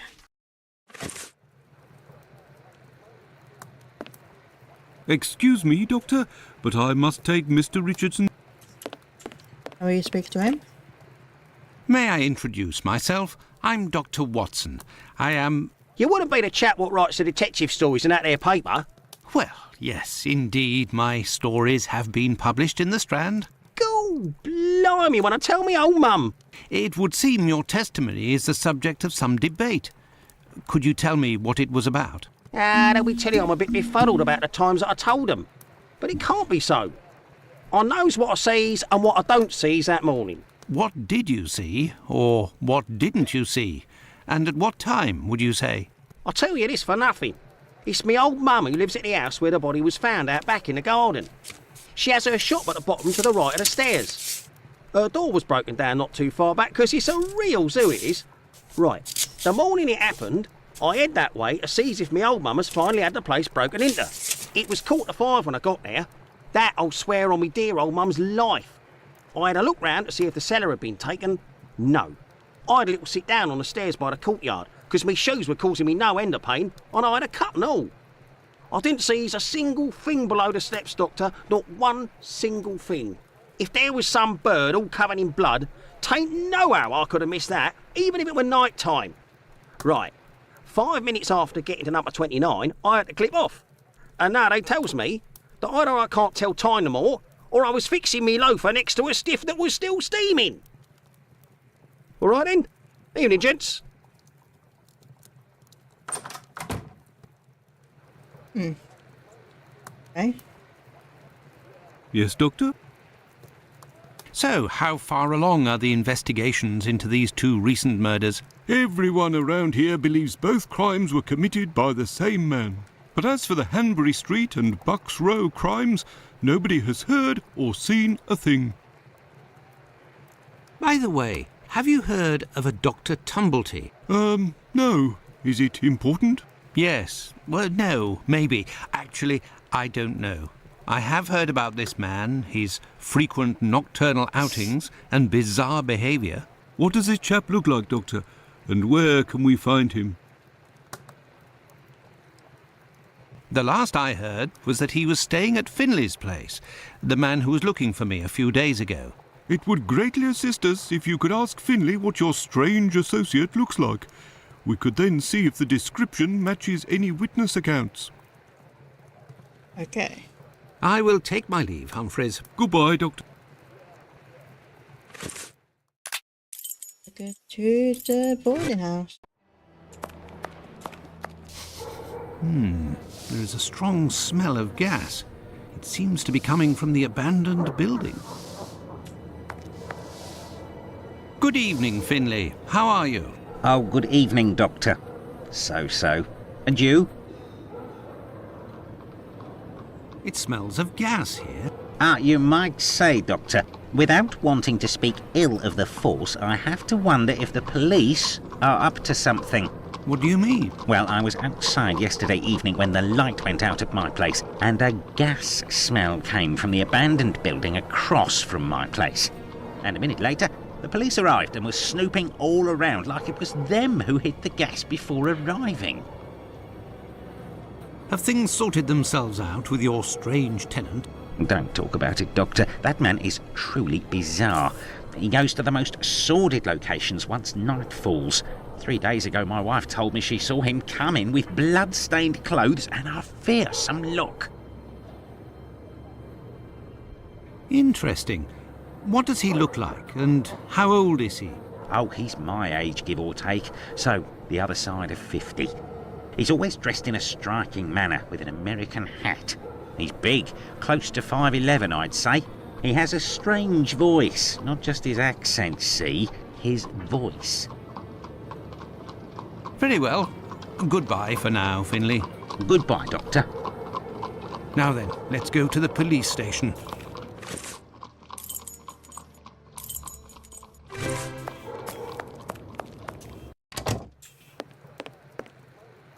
Yes, Doctor.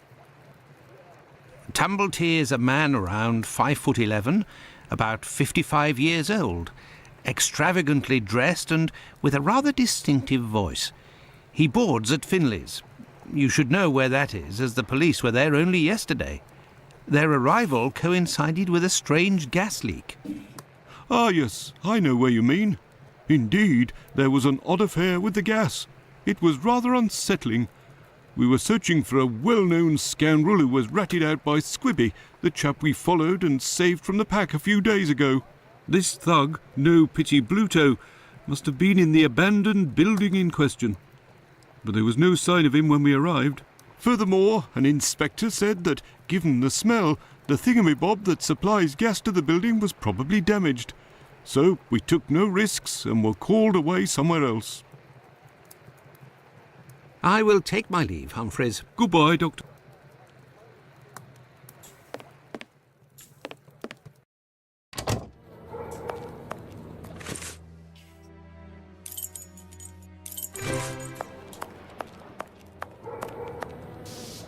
Anything else, Doctor? Very well. Goodbye for now, Finley. Goodbye, Doctor. We go in the building.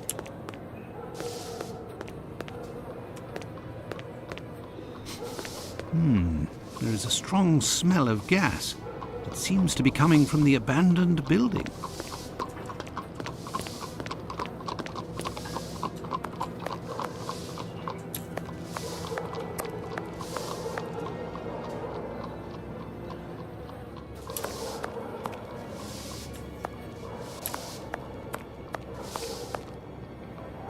Anything?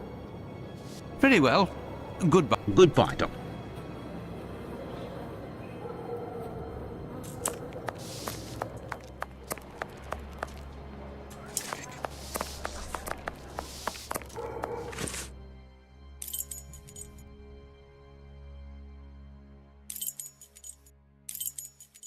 We go to there. Have you done it? Good evening, Mr. Solomonovich. Good evening, Doctor. What a pleasure to see you again. Have you finished converting the harnesses? Yes, just now. I got a little behind because of all the commotion. Commotion? Don't you start. 3 days ago, the very afternoon that you passed by, there was a chase throughout the neighborhood. Hundreds of people were chasing one man, claiming he was responsible for the murders these last few days. Schmonz! It was awful. I hope those maniacs didn't catch him. Better the police should. Tell me, did John Pizer turn himself in to the police? Things unfolded as they should. Look in the newspaper, the Daily News from today. Farewell, Isaac. Goodbye, Doctor. There is no reason why we are.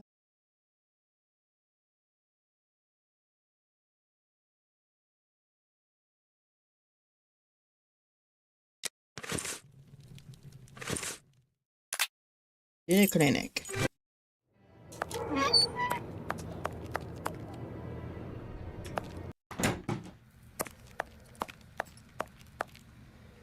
Good evening, Dr. Gibbons. Dr. Watson. Did you keep the cane we spoke of last time? I was going to sell it tomorrow, would you believe, having not heard word.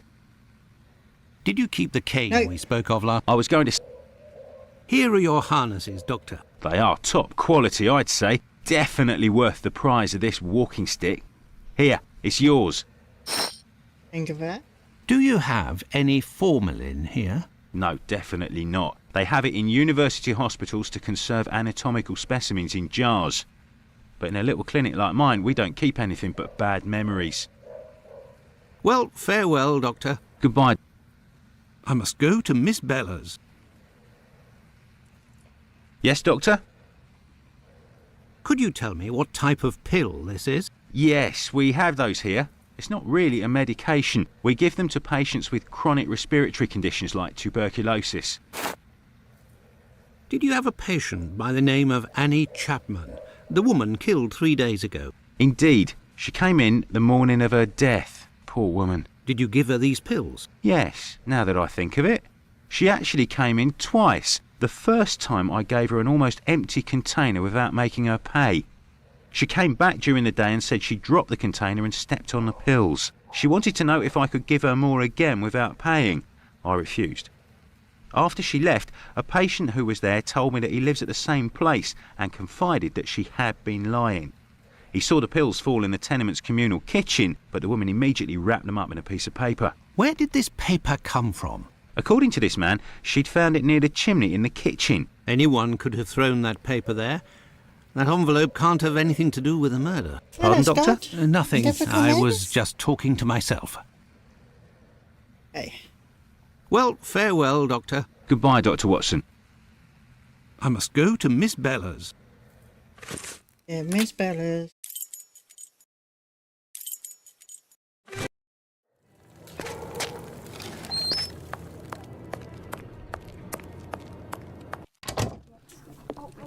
Where is it? Oh, gone. Good evening, ma'am. Your door was open. Isn't that a little dangerous? Hello, Doctor. Don't worry, if the looks of anyone who enters doesn't please me, me and my pistol know how to convince them to leave. I found the cane that was stolen from your client. Here it is. Doctor, you are a real saint, I can see that. I'll finally be able to present my bill to this damned painter. If by chance you see him, tell him that a little surprise awaits him here. You told me you would give me some information on this Dr. Tumblety. Agreed. Thank you for He's the a laugh. Canadian or an American.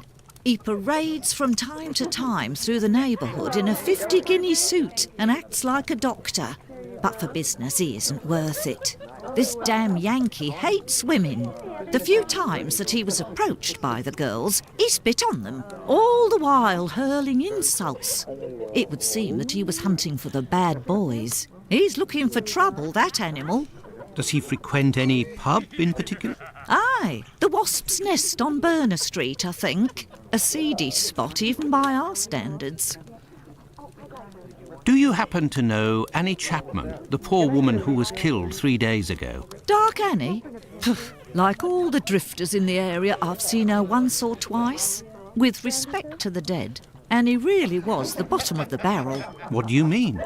Well, in our profession, the pretty young ones go out when night has barely fallen and don't have a problem finding takers. But poor girls like Annie or Polly Nichols, who aren't as tender and are often sick, sometimes trudge around for a whole night in the cold and the rain before landing a client. And that doesn't help their appearances either.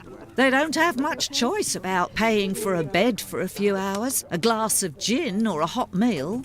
How terribly sad. That's the price of survival in Whitechapel, my angel. One of my girls knew Annie for some time. They bought some jewellery on the black market, I think. Jewellery? How could Annie Chapman have possibly afforded jewellery? Luxuries for a woman are always relative to her condition, Doctor. As a matter of fact, it was real cheap junk. Annie got 3 assorted brass rings, I think. It's been said I have a memory for jewellery.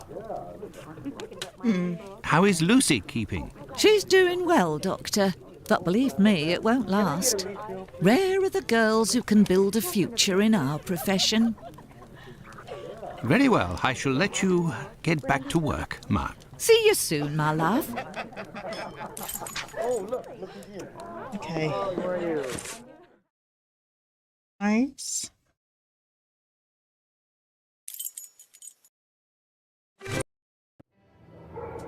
The Wasp's Nest. This pub looks even more disreputable than the Golden Lion in Baker Street.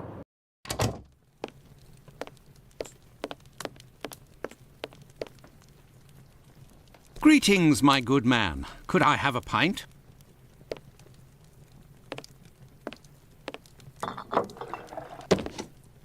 Here, Gov. I've been told that Dr. Tumblety might be found around here. Is that so? I don't do a roll call of all the drunkards here. I've got my hands full just making sure I get their money. Don't people pay when they order? Nah, look at that little scribbler there. Completely dead drunk. Tonight's tally is about as long as his arm. If he skips out, I'll be in for a guinea almost.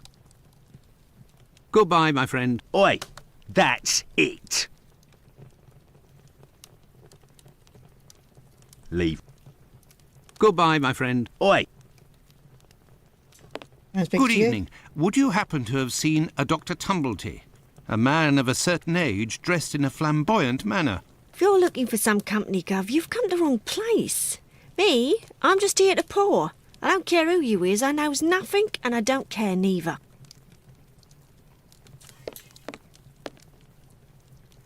Good evening, sir.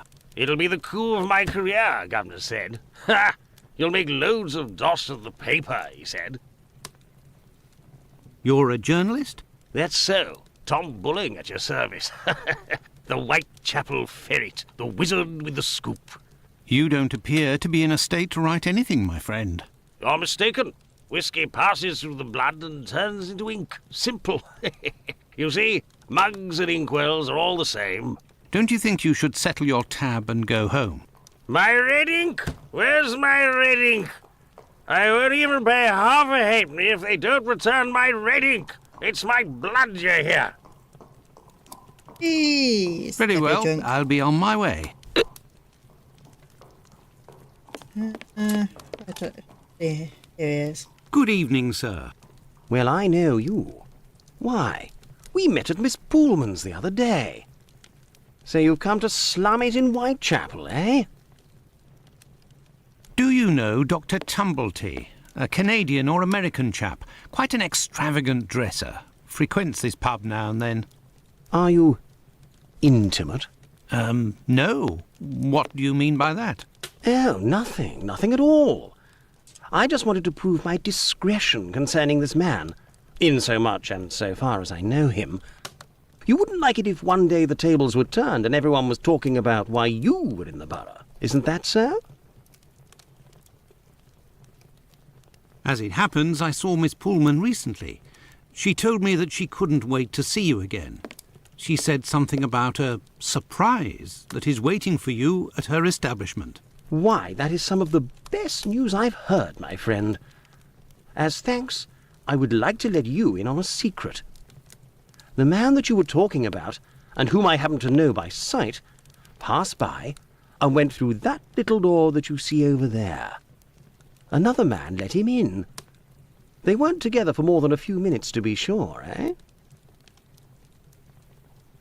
Well, I will continue my search. Ah, love. But what is this person trying to imply? This matter is beyond me. Hey, you can't go in there. It's private. Got it?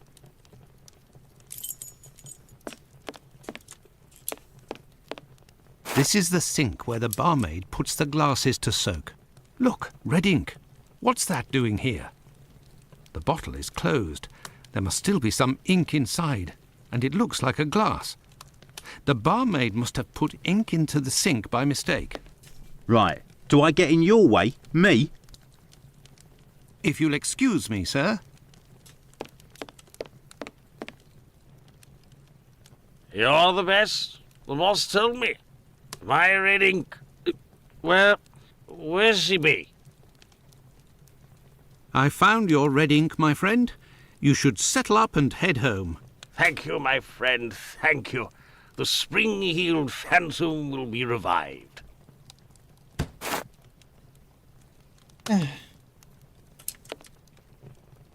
Gov? What's behind that locked door over there? Can I go in? Not likely. And let me be unless you're wanting a drink. Got it? Here you go. It's on the journalist, my friend. I owe you one. The next one is on me. What'll it be? Nothing, thanks. But I may need your help. Listen, my friend. I would like you to let me in the door over there. You're a bobby? A peeler? Absolutely not, my friend. I am a doctor. Fine. I owe you this at least. There's a bloke behind that door there. No pity Bluto. Let's just say he wants to lay low for a moment. So I don't think he'll be opening the door just now. Unless... Tell him you have word from Squibby. They'll open the door. But who can say what'll happen when the door closes? Listen, my friend. No. You're a... Goodbye, my friend. Oi! Let me in. I have news from Squibby. But stay calm. And who are you? Where's Squibby? He's out. To be honest, I don't actually know this Squibby chap. I was actually wondering if you knew Dr. Tumblety, a Canadian or a... Sure we know him. Excellent. Can you... You know about gas? I'm afraid not. I am a doctor. Then I ain't interested. You can be leaving now. But if I find out who snitched to the peelers, I'll find you. Got it? But I can pay you for... Keep your coins for the paupers, or one of the gas boys who ain't afraid of nothing and knows how to hold his tongue. You bring him to me. I'll meet with you. Well, it would seem that I have all the information I need for my investigation. Anyway, this fellow Bluto at the Wasp's Nest is rather shady and doesn't look like he'll want to cooperate. I'd be better off returning to Baker Street. Holmes will certainly know what to do. And besides, I am worn out. Okay, let's go back to the Baker Street. Ta-da. Let's go back to Baker Street. Home, sweet home. There we are, Holmes. I've told you in great detail everything that happened last night. Excellent work, Watson. We shall now be prepared to answer a few questions about the horrible murder in Hanbury Street. Do you think we are now in a position to find out the identity of the murderer of these two women? No, I don't think so. It's outside of our scope and not our responsibility. As much as you've done for Leather Apron and the affair with the pills, our mission is to help the police by ensuring that they don't get caught up following false leads and to point them in the right direction. Let us start from what we know with some certitude. As you have just said, it is almost certain that the same person killed the Bucks Row and Hanbury Street victims. The reason to assume as much are numerous, and I shan't elaborate here. What do these two victims have in common?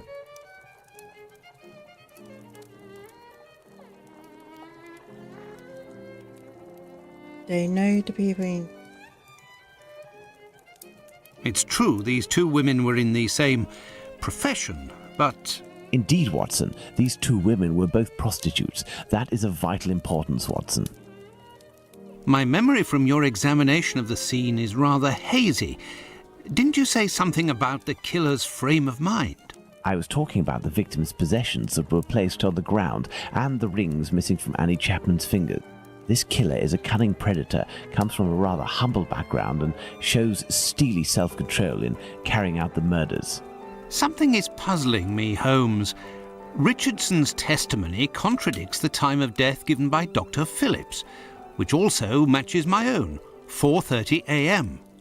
And yes, we shall confirm that, Watson, and attempt to determine the precise time of death. In order to do that, we will need to place everyone involved on a timeline. Only after that will we be able to place the knife symbolizing our killer. Let's look at our timeline, Watson. Okay.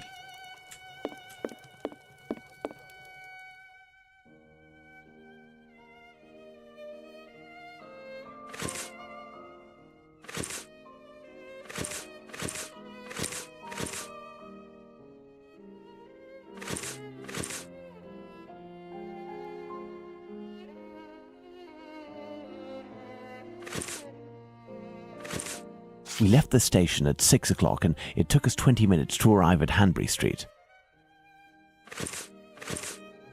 Let's put the time of death as assessed by Dr. Phillips on the timeline. The assessment of the time of the murder given by Dr. Phillips and yourself, Watson, 4:30 a.m.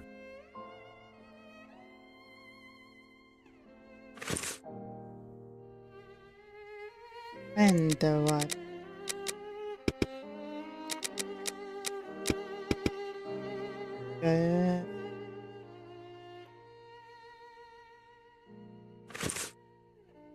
We left the station at 6 o'clock and it took us 20 minutes to arrive at Hanbury Street.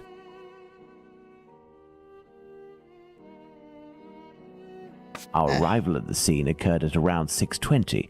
Given the distance separating the two locations, we can deduce that the corpse wasn't discovered after 6 o'clock and therefore that the murder must have been committed before.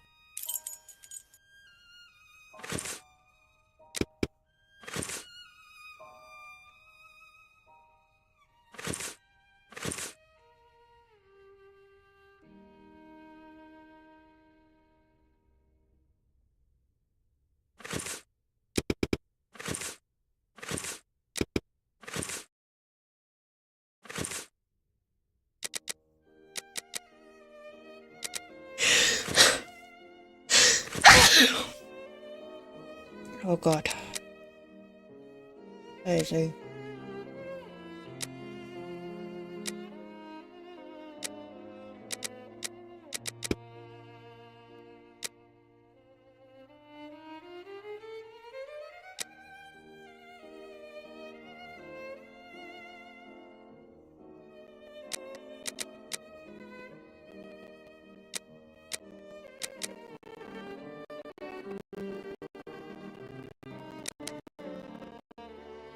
Yeah.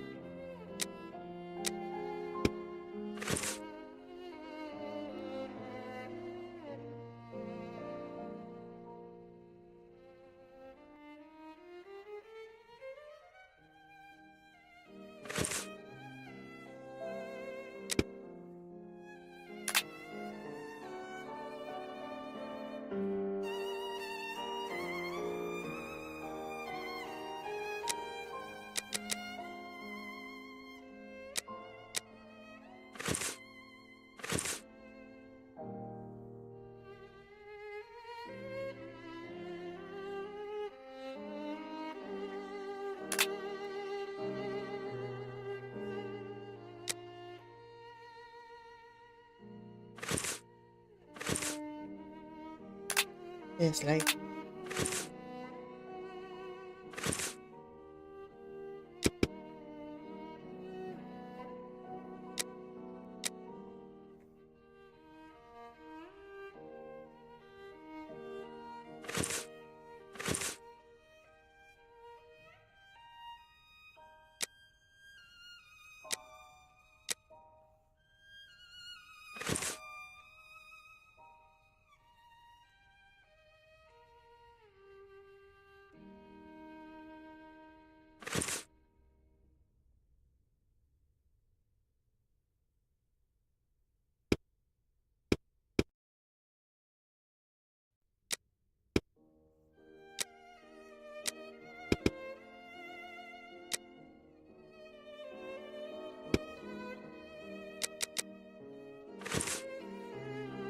Oh. Our next witness is Albert Kadosh. Let's place this symbol that represents Kadosh on the timeline. Let's place this symbol.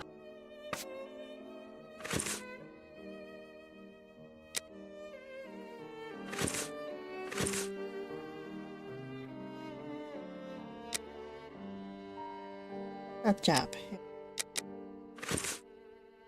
Now, let's put the Richard...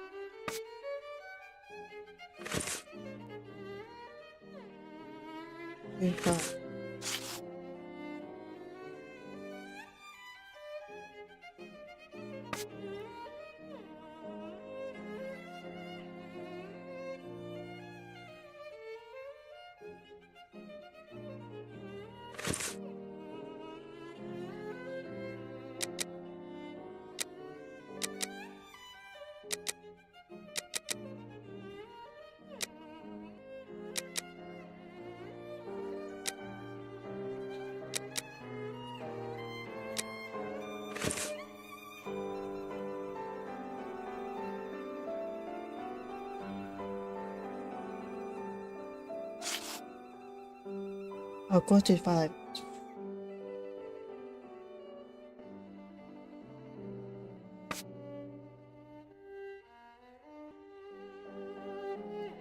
Now, let's put the Richardsons' arrival and departure times on the timeline.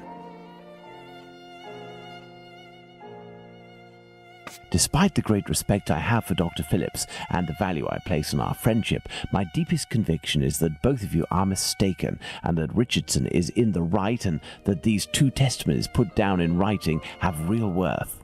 But how? Explain yourself, Holmes. Remember how you assessed the time of death? You touched the fingers and body of the victim, but it was remarkably cold for this time of year. In addition, the corpse had been drained of bodily fluids. Its heat retention was therefore no longer the same as that of an intact corpse. Egad! You're right, Holmes. Oh, I've had some time to research, Watson. Given these facts, my first diagnosis may have been off by half an hour, perhaps even an hour. Thus, we can confirm Richardson's statement and establish that the murder was committed after 4:50 a.m. and not before 4:30 a.m.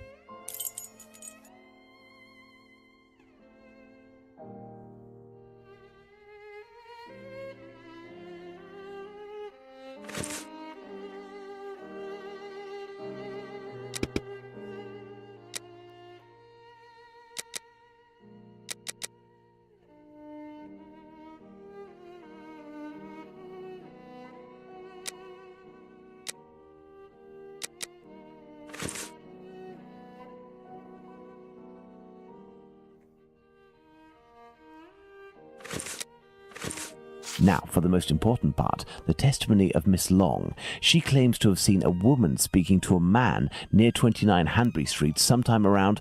What time, Watson? Half bad.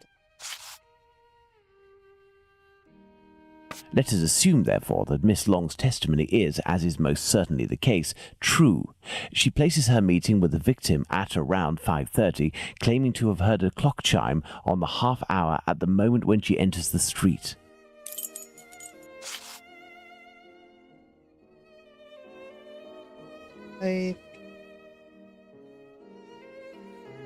Albert Kadosh goes down into his garden at approximately 5:20, and on re-entering his home, hears voices in number 29's garden. Kadosh goes back down into his garden approximately 4 minutes after having left it, and hears the sound of an impact against the wooden fence. Let's place this symbol that represents Kadosh on the timeline. Kadosh leaves the garden, enters his house, then leaves for work, seeing the clock on the Spitalfields church showing 5:32. Excellent, Watson. All our people are now in place. Yes, but Holmes, Miss Long claims to have seen the victim at around 5:30. But according to Kadosh, someone, most certainly the victim and her murderer, was already in the garden at 5:30. Excellent observation, Watson.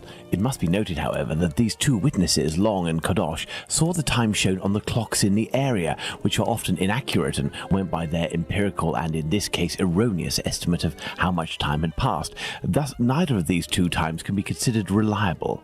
Do you mean to say that these two testimonies might match? Indeed. Let's put Miss Long's meeting with the victim at 2 minutes before 5:30.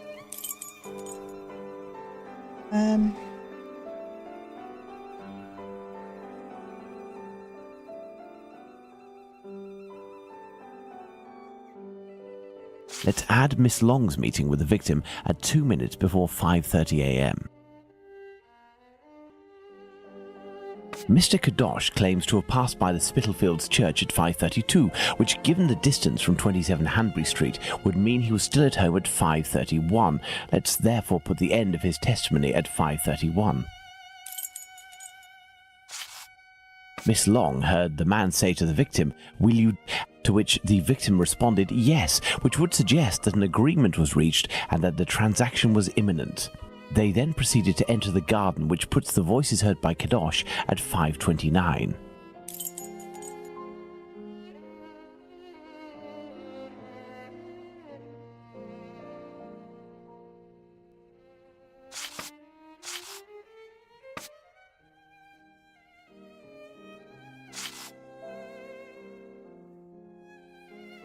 We had thought that Kadosh had left 27 Hanbury Street at 5:31 after having heard an impact against the fence. Thus, 2 minutes passed between the moment when Kadosh entered the house after having been in the garden the first time and the moment when he returns to go out again and leave for work. How long did he estimate this interval to be? 3 to 4 minutes. In light of all this, Watson, we can finally establish the time of Chapman's murder. Now, place the knife at the exact time.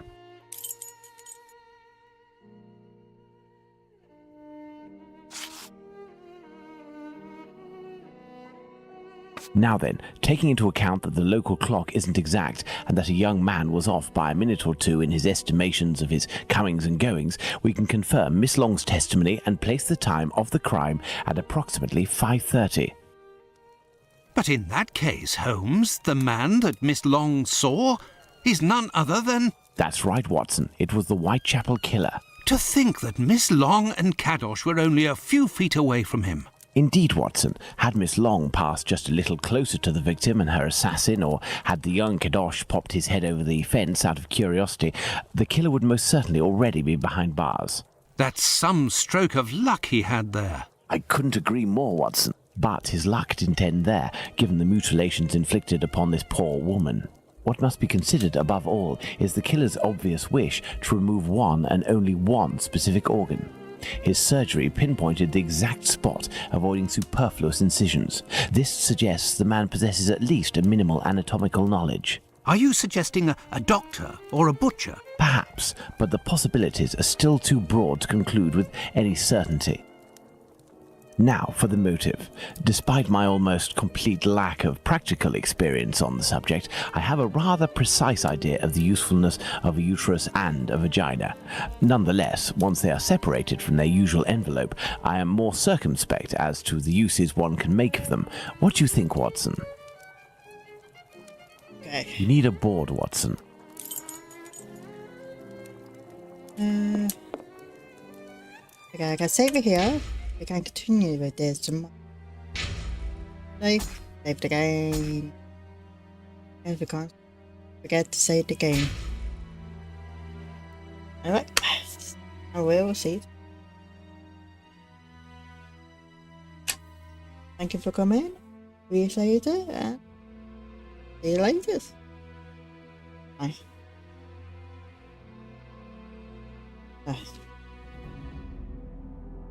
Everything's they are with me today. Anyway, good night, great day.